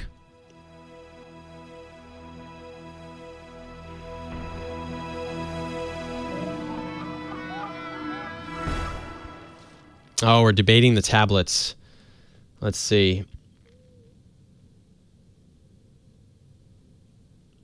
Fire tablet. Yeah, I guess if I had to recommend one Android tablet, probably be the Fire tablet. But I don't know. I feel like, unless you're really into the Amazon ecosystem, but what can you get? I mean, I guess the price is better. Let's see how much their top tablet is. Amazon Fire tablet. Let's see. They have one as low as $35. Oh my gosh, that's crazy. Okay, so their Fire HD 10, which I think is their top of the line, is $109. That's way cheaper than $600. But again, I was trying to figure out what Rico was going to get from that $650. I just think it sounds like a lot for a tablet.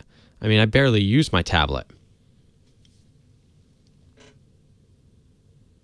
The Nexus 7 was a great tablet. I did like that. That was the Asus one, right? Wasn't it? I think this is it right here. Is this it? I think this is the Fire Kids tablet with the replacement. I don't know. I feel like for my kids, the iPad is still better because, it's those apps. It really comes down to the apps and ecosystem. But yes, the replacement warranty is a really cool deal. That's for sure. Welcome back to The Tech Guy. I'm Rich DeMuro, filling in for a vacationing Leo Laporte. Phone lines are open. You can get in right now. 8888 Ask Leo, 1-888-827-5536. We are talking about technology, gadgets, computers, websites. Does anyone say that anymore? Websites, apps. Most people are talking about apps, I think. Whatever you want. Yes, I'm in for Leo Laporte today. I'm the tech reporter at KTLA News Channel 5 in Los Angeles. So you can find more about me at richontech.tv.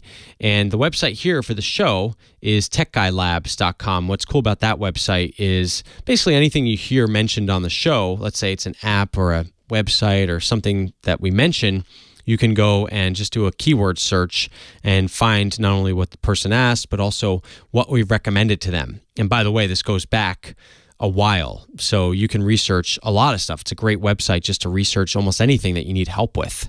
So that's kind of cool. Speaking of help, Dan is in New Jersey, my home state. Dan, welcome to the show. What do you know about that? Hi, Rich. You're doing a fantastic job. I'm very impressed. Thank you. Where in New Jersey?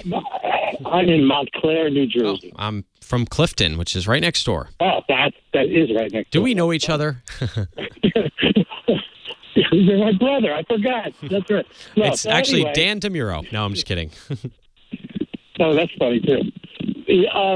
My parents are elderly, and they want to have they can't get up and answer the door like they used to. And when the doorbell rings. And so they want two things.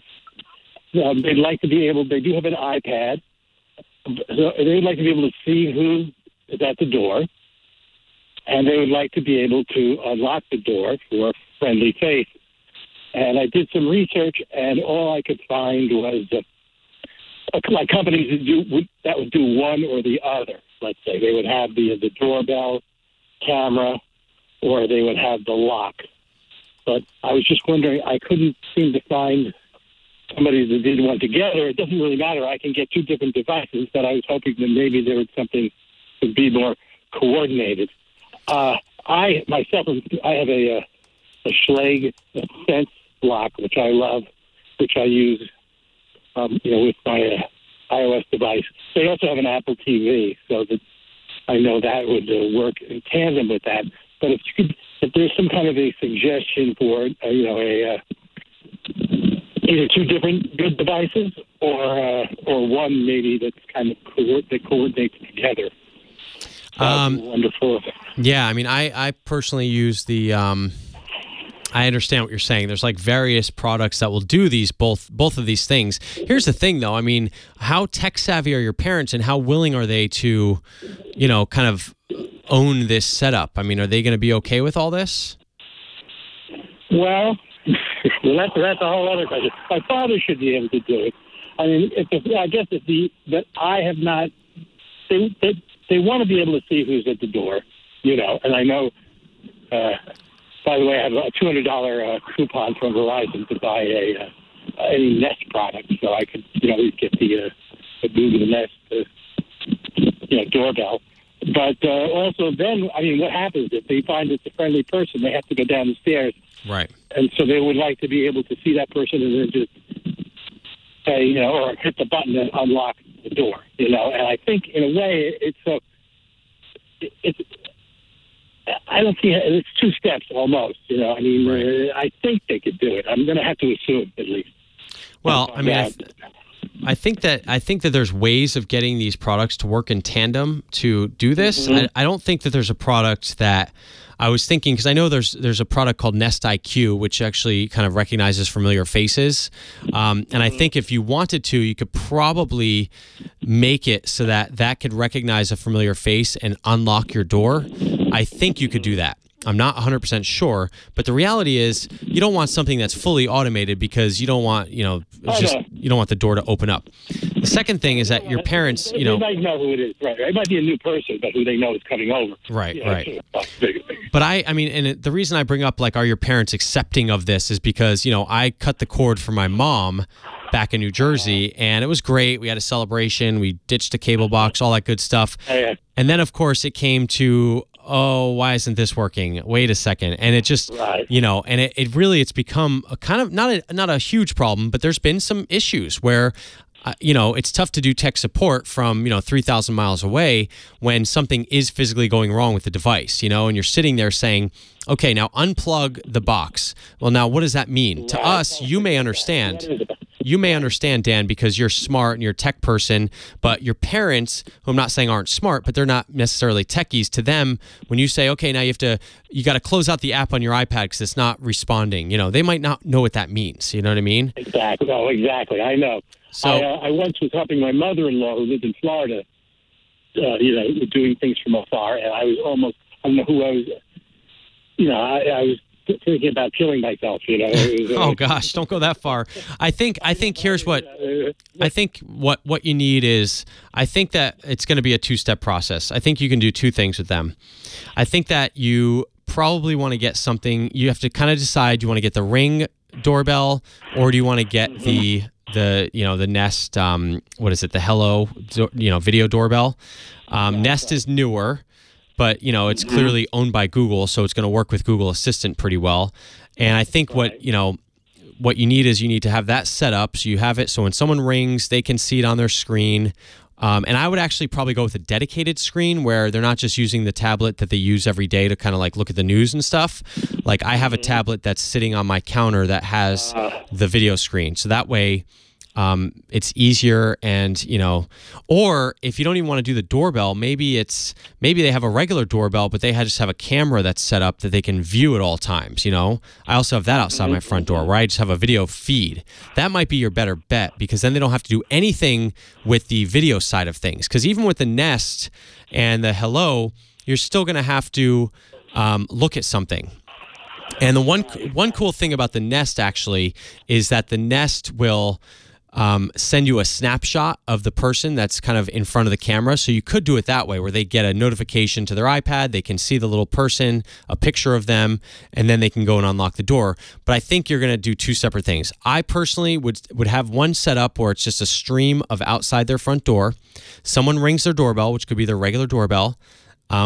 And then once they do that, all your parents have to do is open up an app on their iPad to unlock the front door. And when it comes to that, or you could take it a step further and you can actually get them a Google Home Mini or an Amazon Echo, and they can just do a voice command to unlock the front door. And you could easily set that up with a million different locks. You said you have, I forget which one you said you had, but you've got all these different locks available that you can use. And that's a pretty simple setup. So I think it's a two-part setup. Make the video part easy. Or you can make the video part, a little bit more complicated by getting the Ring, and the person rings the doorbell, they see the video, they swipe to see the video. If they like the person, then they can call out to their smart home speaker and it will unlock the door. Now, of course, with any tech setup, there's going to be potential issues. So you can't just rely on this 100%. But I think, Dan, that's going to be probably the best setup for your parents. How's that sounding to you? That's intriguing. The only question I have, which I don't quite understand, is if they have, let's say, the camera, is it like you said, you had a dedicated screen all the time? Right. Is it always on? So that's just always on, like in the kitchen or something? Yeah, like exactly. That? Just always on. It never goes by. Never goes off. So. Okay. Yeah. So that just has to be someplace where they can see it. Yeah, exactly. Like put it on their, if they're sitting in the living room, I think maybe an old tablet, that you repurpose as a streaming device. It's almost like a window outside their front door. I think that's the best way. You want to keep things as simple as possible. If they're swiping to answer the door on Ring to look who the person is, waiting for that video to come up, and then they have to call out and unlock the door or go to a different app on the iPad, it's just way too complicated. And you have to think technology is amazing, but we don't want to get to a point with it where you're going to frustrate your parents, and you're trying to make things easier for them, not more frustrating. And you don't want to get to the point where they feel bad asking you for help about this stuff because they can't figure it out. And then you come there 6 weeks later and you say, hey, what's going on? How's everything working? Oh, we haven't answered the door in 2 months because we didn't want to bother you. All right, Dan in Montclair, New Jersey, thanks so much for the call.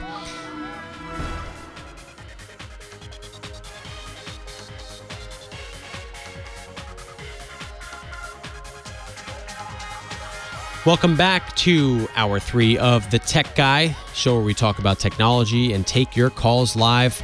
My name is Rich DeMuro, filling in for Leo Laporte today. So happy to be with you to talk about my favorite topic, technology. We're going to take your calls at 8888 Ask Leo, 1-888-827-5536. I'm the tech guy at KTLA 5 in Los Angeles. You might have seen me on TV there. I also blog at richontech.tv. And, I use the Instagram once in a while at Rich DeMuro. Oh my gosh, what am I? I don't even remember what I am on Instagram. It's at Rich on Tech. I've got 2 out of the 3. I need to align them all. They're all Rich on Tech on Facebook and Instagram, but my Twitter is still Rich DeMuro. So I need to change my Twitter to Rich on Tech just to make life easier, and I could just say Rich on Tech across all platforms. But if you want to see one of the pictures I took with my new iPhone XS Max, you can check it out. I took this yesterday. Now, I will tell you, I don't put too much stock into pictures that were taken at twilight, at sunset, because they all look fantastic no matter what phone you take them on. I think this one looks particularly good. You can see it there. And what I like about it is the iPhone has added something called Smart HDR, and it actually is making a difference. I think that the photos are looking a bit crisper than before. And this is something that the Pixel has a very particular quality about it, the Google Pixel phone, where pictures just look very crisp. Like there's a lot of detail in them in all aspects of the picture. And I have not seen that on many other devices. And now I think the iPhone is actually starting to do that as well. And Apple added some smarts into the camera to make that happen. And I actually think they delivered on it. So you can check out the picture I took, see what you think. I think it's looking pretty good. I think that the low light stuff is looking a lot better on the iPhone XS. And I think that the selfies, I didn't really see a big difference on those. But selfies on the iPhone are hit or miss. This I thought was really neat. Now, I was a TiVo guy back in the day. I loved TiVo. I literally will never forget, I was actually late to work the day that I bought it. I paid $800, by the way, at a time when I could not afford $800. I was making, minimum wage as a reporter in Yakima, Washington. But I splurged on this thing, and I ordered it from a website. I probably can't even say it because I don't know what the website is anymore. Let me just check to make sure that it's not something bad. Okay. I think the website was like 800.com or something. And it was like an electronics website. This was back in the day when they had a lot of different websites, not just Amazon, to shop for electronics on. And I ordered it from there, I think probably because they had like free overnight shipping or something. Long story short, I stayed home, or I was late to work because I set up this TiVo. It took so long. You had to plug in a phone line. But it was so magical to me, that experience, because I had grown up with TV, and to pause live TV was such a game changer, or to record TV easily. Yeah, of course you could do it with a VCR, but nobody ever really did that. I mean, some people did, clearly, but to be able to do what you did when the DVR came along, specifically TiVo, blew my mind. And I'll never forget, I invited all my friends over that week that I got this thing, all my reporter friends up in Yakima, and I actually had everyone sit down. We were watching Survivor. That was the big show. And I'll never forget, just in the middle of the party, the get-together, just casually pausing live TV and just watching the reactions on their face, because now that's not a big deal. We all do that everywhere. But to be able to do that back in 2000 with the TiVo that nobody had heard of was just mind-boggling. And that's why I am in love with what Amazon is introducing. They're basically bringing back kind of a stripped-down version of the TiVo. It's called Fire TV Recast. And I'm sort of split on this thing, and you guys can tell me what you think. I think that this could be either amazing or it could be too late. I think it might be more towards the amazing still. So this is a DVR that lets you watch and record live over-the-air TV. And get this, no monthly fees. So TiVo was sort of like, they followed the Razor model. You bought the TiVo. Yeah, it was expensive when it first started, but then it got cheaper and cheaper. But they would really get you on the subscription, right? I think it was $20 a month, $12.95 a month, whatever, $9.95 a month, whatever it was. It just kept getting more and more expensive, right? And then the people that had lifetime, they would, wouldn't transfer to the new box or whatever they got. Anyway, this has no monthly fees, which is amazing. So you pay for the box, you set up this little DVR somewhere in your house. It doesn't have to be near your TV. And that's one part of the brilliance of it, because where your TV is not necessarily the best reception if you're trying to set up an antenna easily in your house. And now they've got these antennas. One I like is called the Mohu Glide or the Mohu Leaf. And you just basically put it on your wall. And it doesn't have to go outside, doesn't have to be fancy, but there is usually a place in your house, or for a lot of houses, where you can get some decent reception. And you'd be surprised. You get some really nice, clear HD programming from the major networks, ABC, CBS, Fox. If you're in LA, you can get KTLA, the station I work for. And what's great about this is once you set this up, now you can record stuff to this DVR and you can watch it anywhere in the house. So you can stream the shows to your tablet, you can stream them to your phone, you can watch them on your TV using a Fire TV. Of course, Fire TV right now, they did not mention any support for Chromecast, Roku, or Apple TV, which would be really nice, but I won't hold that against them because this is just the start. Hopefully they will add that later. But there you have it. I mean, how cool is that? So imagine you can now, a lot of people are in this weird place with cord cutting because they want to cut the cord, but they don't want to lose their local sports. They don't want to lose their local news, right? We still watch that live most of the time. And it's complicated because you can get an Apple TV box. And personally, I have an antenna hooked up to that using a separate program.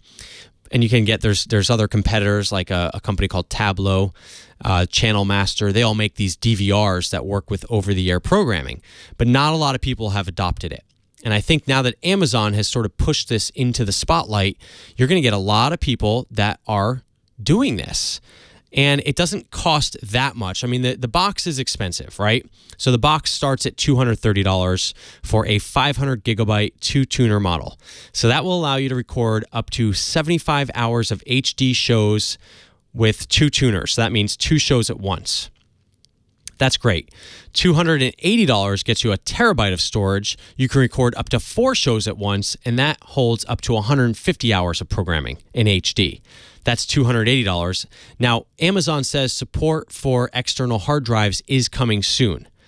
And they're going to be able to just add those to the USB. But additionally, you can also stream these recordings out of your house to your device. So let's say you're out and about with your phone, you can still call back to this Recast device anywhere you are. Now, I would have liked them to add downloads. I don't know why they did not add downloads. I remember with TiVo, this was such a big thing where you couldn't download your shows for so long. Eventually you could, but it was very tough to do. Why is Amazon not making this simple to do? I want to hop on a plane. Let me download the last 5 episodes of the show I'm currently watching, right? It's good for everyone. I don't know why they're not doing that. Maybe that'll come in the future. The other cool thing with this is that you can actually use to set recordings and to record shows, to tune in channels. I just think this sounds great. Again, it's called the Fire TV Recast. And this is a DVR that lets you record over the air. And I think that many, many people could do with just this DVR and a Netflix subscription. That's it. And be perfectly happy with all the programming they get for free. I'm Rich DeMuro in for Leo Laporte today on The Tech Guy. We'll take more of your calls at 8888 Ask Leo. 8888 Ask Leo. I want to hear from you. Give me a call right now. Welcome back to The Tech Guy. Rich DeMuro in for Leo Laporte today. We're taking your calls at 8888 Ask Leo. 8888 Ask Leo. Let's see. Ed is in Illinois. Ed, what's going on? Sure, let me take it up. There. Welcome to the show.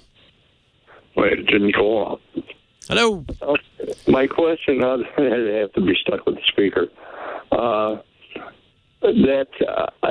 switched over to Proton Mail. Okay.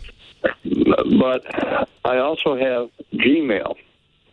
Now, the Gmail is telling me when I have something on Proton Mail, so it's hooked to it somehow. And it's trying to trick me into opening up under Gmail, which would give Google my access to my Proton Mail account. how do I scrub that blasted cockroach called Google off my devices? So you've got Google. Okay.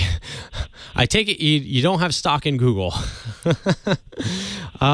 You're not a fan of Google. So how is it giving you a notification on your computer? Is this a Mac? Is this a PC? How is it telling you that you have a Gmail?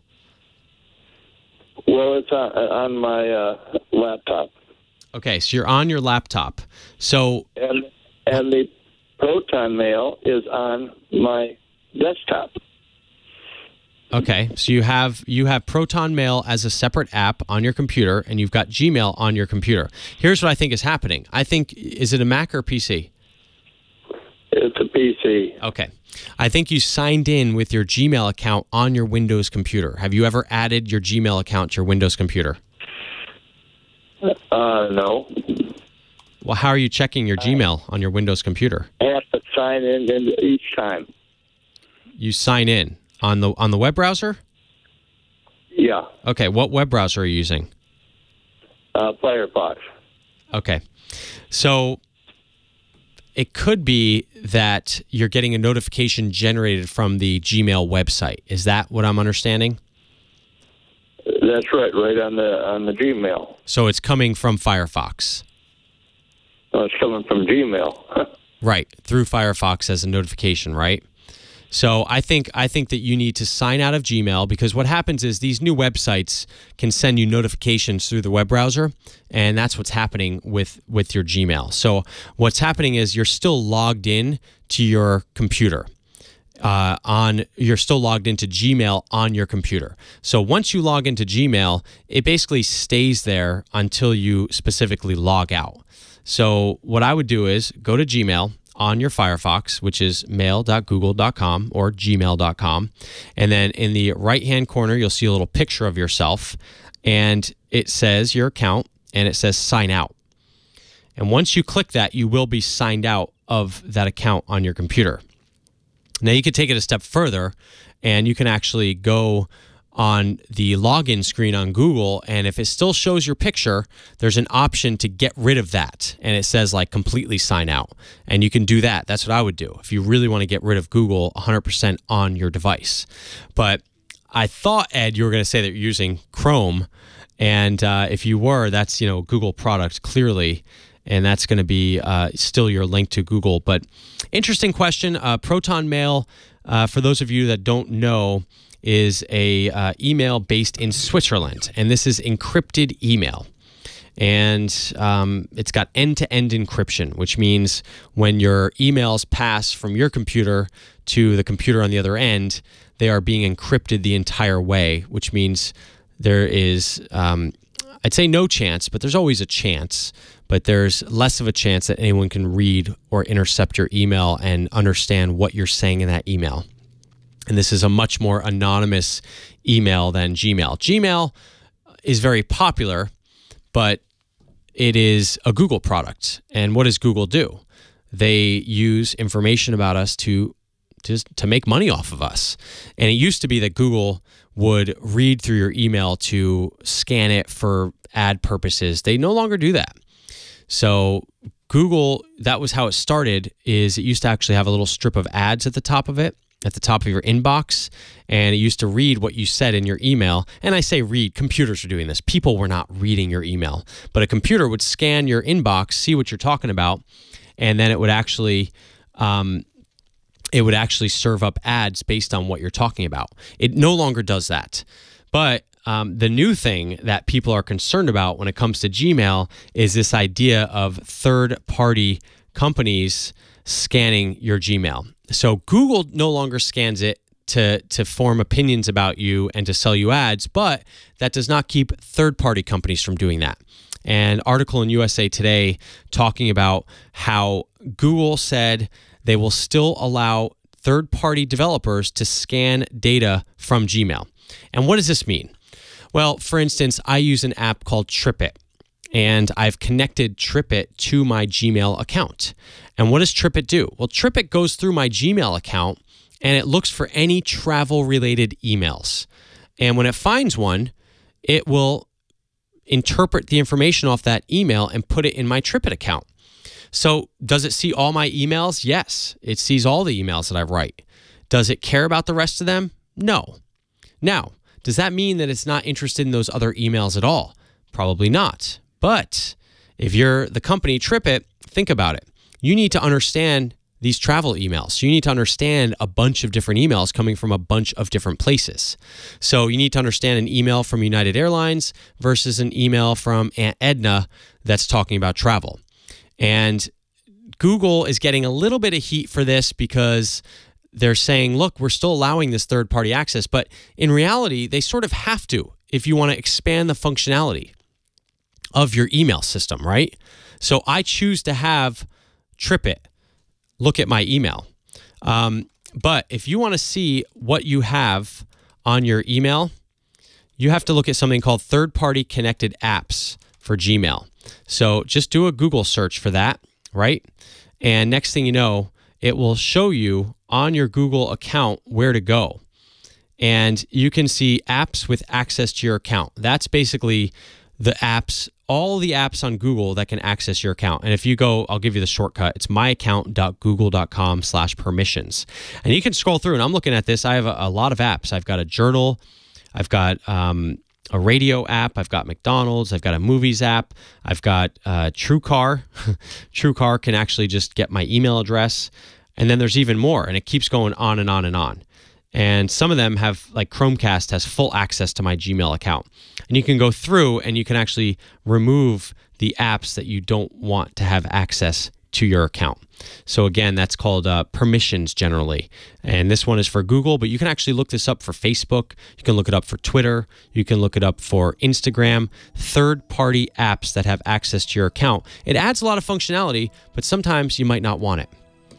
Rich DeMuro here on The Tech Guy, filling in for Leo Laporte.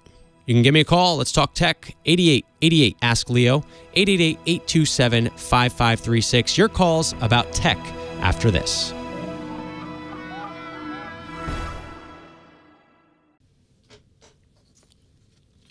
You guys listening on the chat room, that was an interesting one because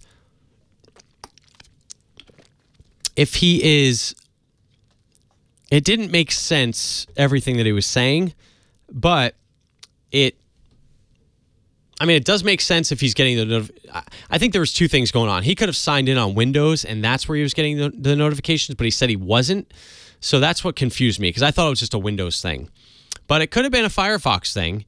But generally, if you don't have the website active, they're not going to send you a notification, but perhaps they can. And maybe they do. I mean, it is Gmail.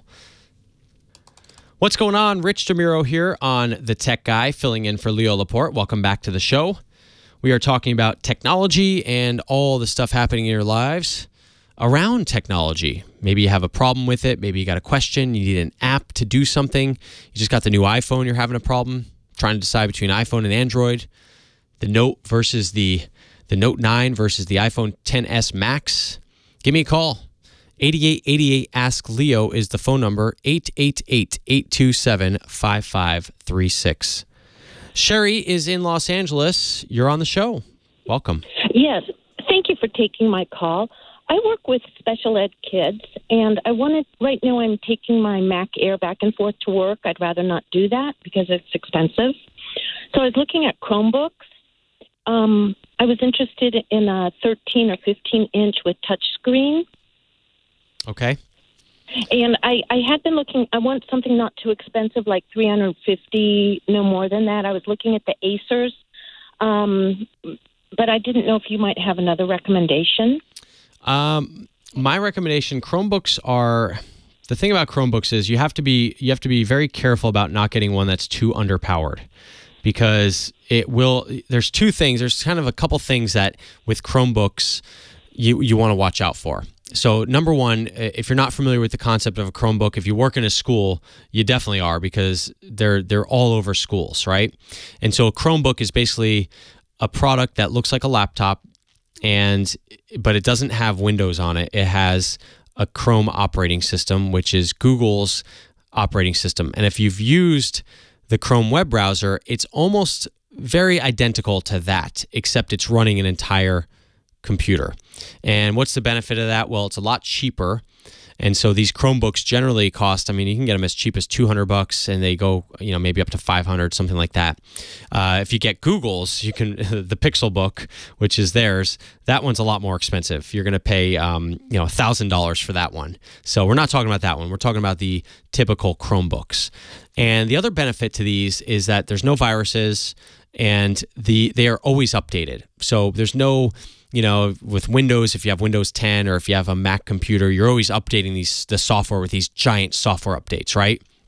Well, the way a Chromebook works is it kind of does all the background downloading of the software updates, and then when you turn it on or you restart it, it kind of installs all these little updates. And so you really don't have to do much. You might get a notice once in a while to restart it to help you install those updates if you haven't done that in a while, but they're pretty seamless, and that's why people like them. They're simple.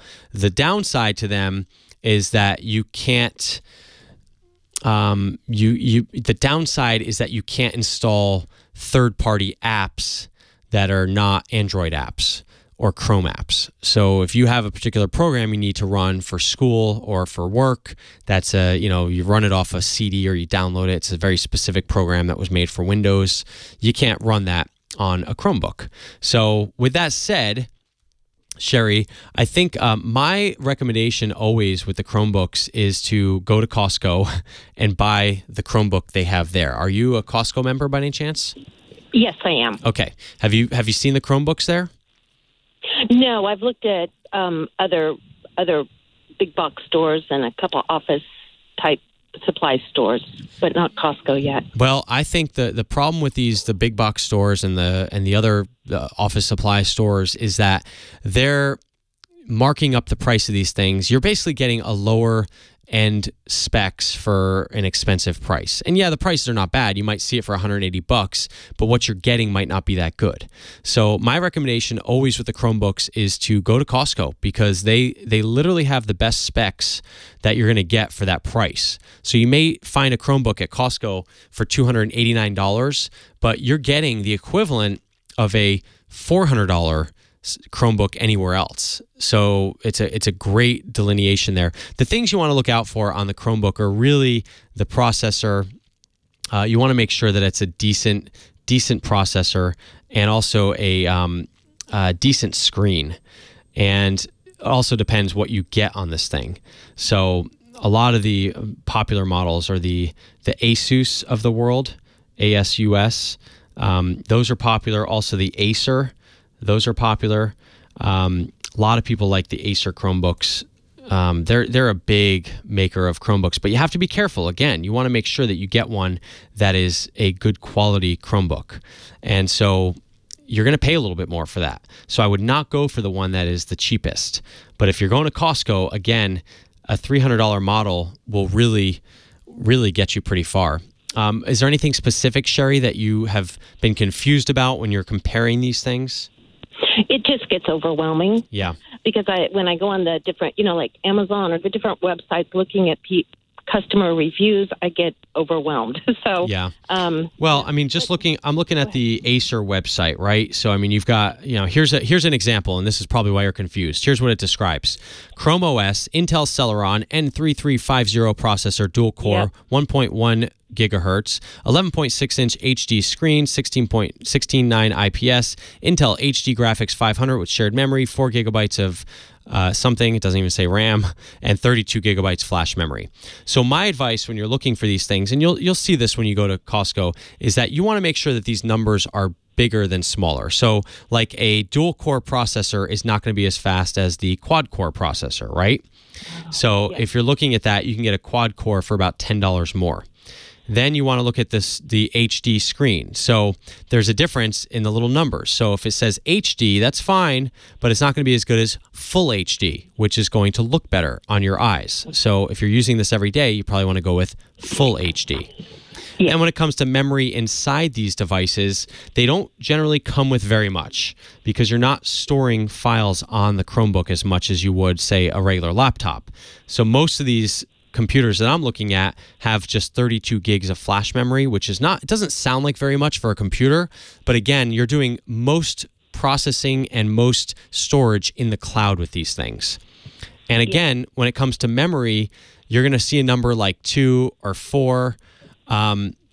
You want to go with the higher number because the more memory you have, the faster your computer is going to run, especially when you're switching through apps. Does that make sense? Yes, it does make sense. So again, the things you want to pay attention to are the processor, the screen, the memory, and the hard drive. These are all flash memory. Hard drive not as important on the Chromebook, but and you want a touch screen. You said so. Again, that's going to be a lot of them are touch screen, but that's going to add some to the price. The other thing that they do is they have a lot of these that flip over kind of backwards. Do you need that feature? I don't know about that. Because that means that you can kind of use it as a tablet. The only thing is, you said you're a teacher. The benefit of that is that you can put your computer on your desk, flip the screen back, and kind of use it as almost like a presentation for the kids. Yeah, a teaching tool. Yeah, exactly. Like if you're trying to teach them something. So, and the Asus or the Acer one is the R13 that's popular for that, and it's $400. So Right. And I don't mind 400 because I've been finding them good deals on them. Yeah. But I don't want a real inexpensive one. I want something that's going to carry me through. Yeah, exactly. Because if you get one of these that's going to be $189, it's just not going to last. And you're going to be frustrated too. It's going to be way too slow. Can I connect a Chromebook to my hotspot on my iPhone? Yes. Yep. Okay. So you turn on the hotspot and then you just go into your Chromebook in the Wi-Fi and just connect it the same way you would a regular computer. And then can a Chromebook connect directly into a printer? Not necessarily. It may actually. It depends on the model if you can do that. But you can get it to print. There are ways. All right. It depends, but most of the time you're probably going to want to use a Wi-Fi enabled printer to do that. But okay. Yeah. And then do you have time for one more question about printers? I can off the air. Hang on one second, okay Sherry? Just hold on there. You're listening to The Tech Guy, Rich DeMuro, in for Leo Laporte today. We'll take your calls at 8888 Ask Leo after this. 888-827-5536. We'll be right back talking more technology.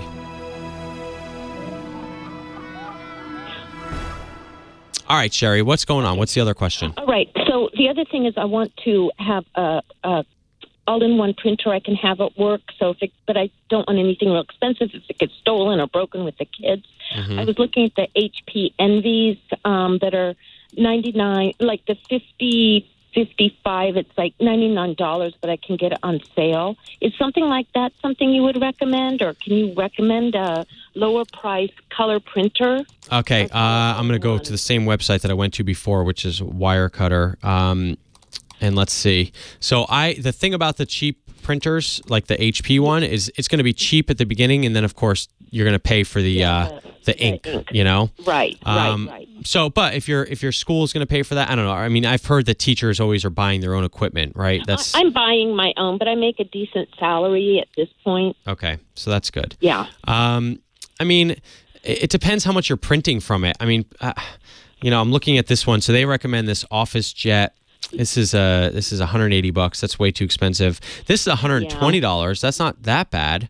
No, that's not bad. That's not bad. I think you go with this one for $120. This is the HP Office Jet Pro 8710. And I mean, that's $109. Now let's see. How much is the ink for this thing? Let's see. Ink cartridge is going to be $63. I mean, isn't that crazy? That's for the color. The black is going to be $44. So, I mean, the black, I don't know how much color versus black you're doing. You said you're at a school, so you probably will be doing a fair amount of color. I do a fair amount of color. But that's not too bad. I mean, it's a little expensive, but... yeah, but when I looked at the 5055, the XL ink was more like, I think, $40, $50, a little bit cheaper than what you just quoted. Yeah, so I mean, it's not that big of a difference, and this printer's coming highly rated. So, okay, yeah. I'll definitely go look at that. And by the way, this printer has wireless, which is cool because you'll be able to print from your computer there too. And then, can I ask you, do you recommend an Acer? I know I will definitely go to Costco, but do you recommend the Acer? Is there one brand of? Yeah, Acer. I think. I mean, I personally like the Acers the best when it comes to the Chromebooks. I think that they do the most volume with Chromebooks. Okay. All right. I think that, and I've tested personally, I think it was the R11, which was last year's model, and it was great. Okay, now I think it's the R13, which is the update. And that one, I mean, that one for $400 has great specs. You get full HD, 13-inch screen, quad-core processor, 4 gigs of memory or RAM, and then 64 gigs of flash hard drive. Oh, 64 would be good. So 64 gives you a little extra room to, you know. Yeah, it does. It does. Okay, I'll definitely look into it. But thank you so much. You've been so helpful. All right, Sherry. Thank you. Okay. Have a great day. Bye-bye. Bye. All right. Welcome back to The Tech Guy. Rich DeMuro here, filling in for a vacationing Leo Laporte. On the show now with me is Dick DeBartolo. You know him as the Gizwiz. What's up? Hey, how you doing, Rich? Yeah, I was out in Reno at Interbike. Interbike? So Interbike is a monstrous show about bikes, but the great thing, it's every kind of bike and a lot of other stuff. Like, are you a Daredevil person? You will not find me jumping out of any planes anytime soon. Oh, okay. Have you ever played with a hoverboard? You know, like in Back to the Future, I still can't find those. Where are they? No, the little one. Yes, I actually had one. You mean the ones that exploded? Yes. I actually had one, and it was. I mustered up the courage to play on this thing. My kids thought it was so cool. And, of course, I had all the headgear on and stuff just because I wanted to protect myself. Yes, no, I know. So now picture this. You take the hoverboard and you cut it in pieces, and you cut it so now you have a platform hoverboard for each foot. Oh. And now you own hover shoes. Oh, my. So they took it and they cut it in half. Yes. Okay. Actually, it's less than half. And I could not get the hang of it. I asked the CEO of the company was there, and I said, you know what? How many men are in the booth? She said 5. I said, bring them all out here to hold me up. So these are very tricky. So when you just put them down on the ground, they take a minute and they level themselves out. Now you have to step on it. Okay. But that's the scariest part. Yes, you have to step on it dead center, with your weight exactly even, because when I stepped on it, I was leaning a touch forward and I started going forward.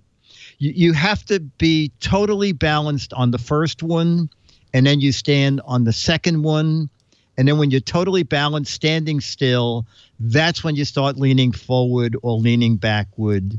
And I mean, the guys who work at the company, they were zooming in and out of booths and outdoors. Well, of course they are. They work at the company. Yes, I mean, exactly. If they were falling over, I mean, I'd be worried. Yeah, they do that 8 hours a day, 7 days a week. So I think there's a large learning curve with these, and they are not inexpensive. Did you see anyone else? Did you see anyone else get on them? No, I did not. You didn't? Okay. So I see, did not. This is the thing. And you bring up an interesting point because you said that these guys were on these things, they're zipping around. But, I mean, these look pretty dangerous. And I get it that the hoverboards were similar. You either could do it or you couldn't. And it does take a little bit to kind of figure it out.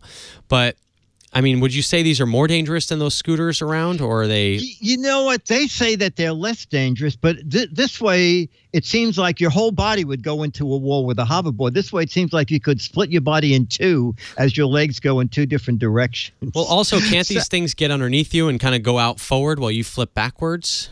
I didn't have that happen, because what happened with me it slipped out under me, but I think you're closer to the ground than the hoverboard, because I just stepped back and was on solid ground. But I would certainly want people standing around me, and I would watch several videos. The company has like a learning video, because they can go they're 7 miles an hour. Okay. Oh, wow. That's pretty. Yeah. What's pretty walking? Fast. Walking is what, like 3 miles an hour? Walking fast, I think, is 3 miles an hour. I'm a 3 mile an hour. Me too. Person. I'm a faster walker, so Yes, exactly. People are always going, "Where are you going? Where are you going? To fire?" Well, you're in New York City, so I mean that people walk fast there. They do. Now these guys are $499. Wow. They already sold the first production run, so that if you go to my gizwiz.biz and click on the tech guy, there's a link there, and then you can go to their website where guys do amazing things with them. They're not for me. It sounds like they're not going to be for you, but for people who want the latest in technology. I mean, a lot of technology in this thing with balancing. The lights on the thing actually are telling you the battery life as you're riding.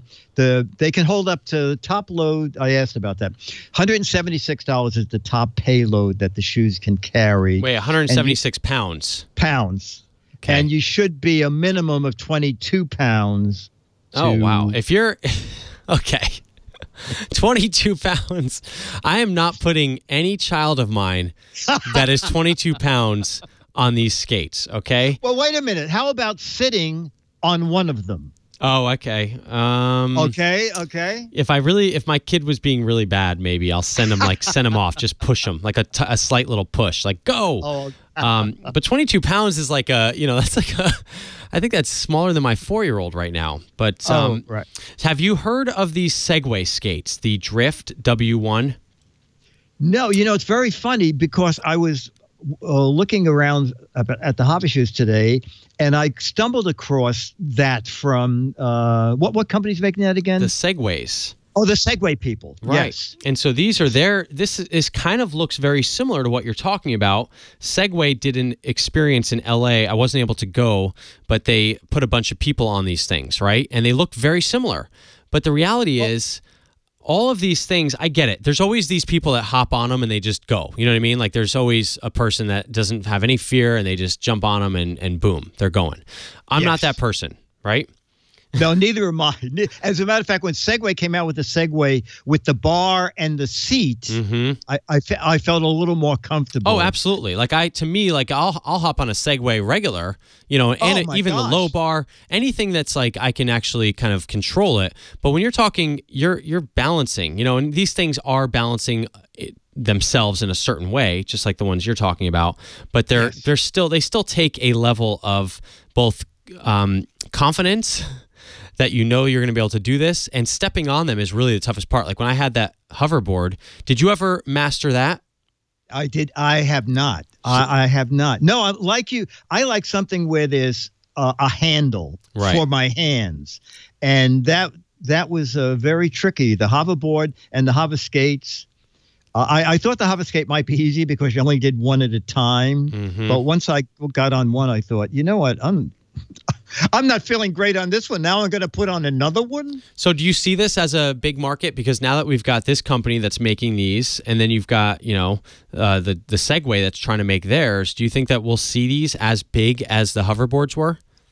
I don't think we're going to see them as big as the hoverboards, only because people are going to think back and think, 2 months down the line, are we going to start saying, oh, my hover skate or my hover shoes burst into flames? Oh, no. So I don't know. I think people are going to wait to see them in the marketplace for several months before they jump in. But I think kids are going to love them.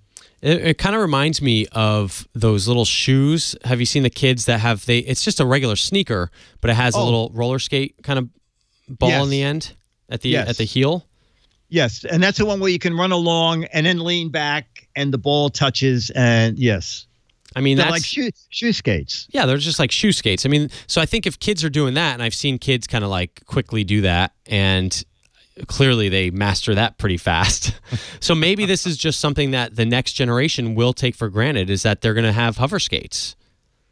It could be. It'd be a great way to go to work if you work less than 7 miles from where you live. So that's the charge, is 7 miles.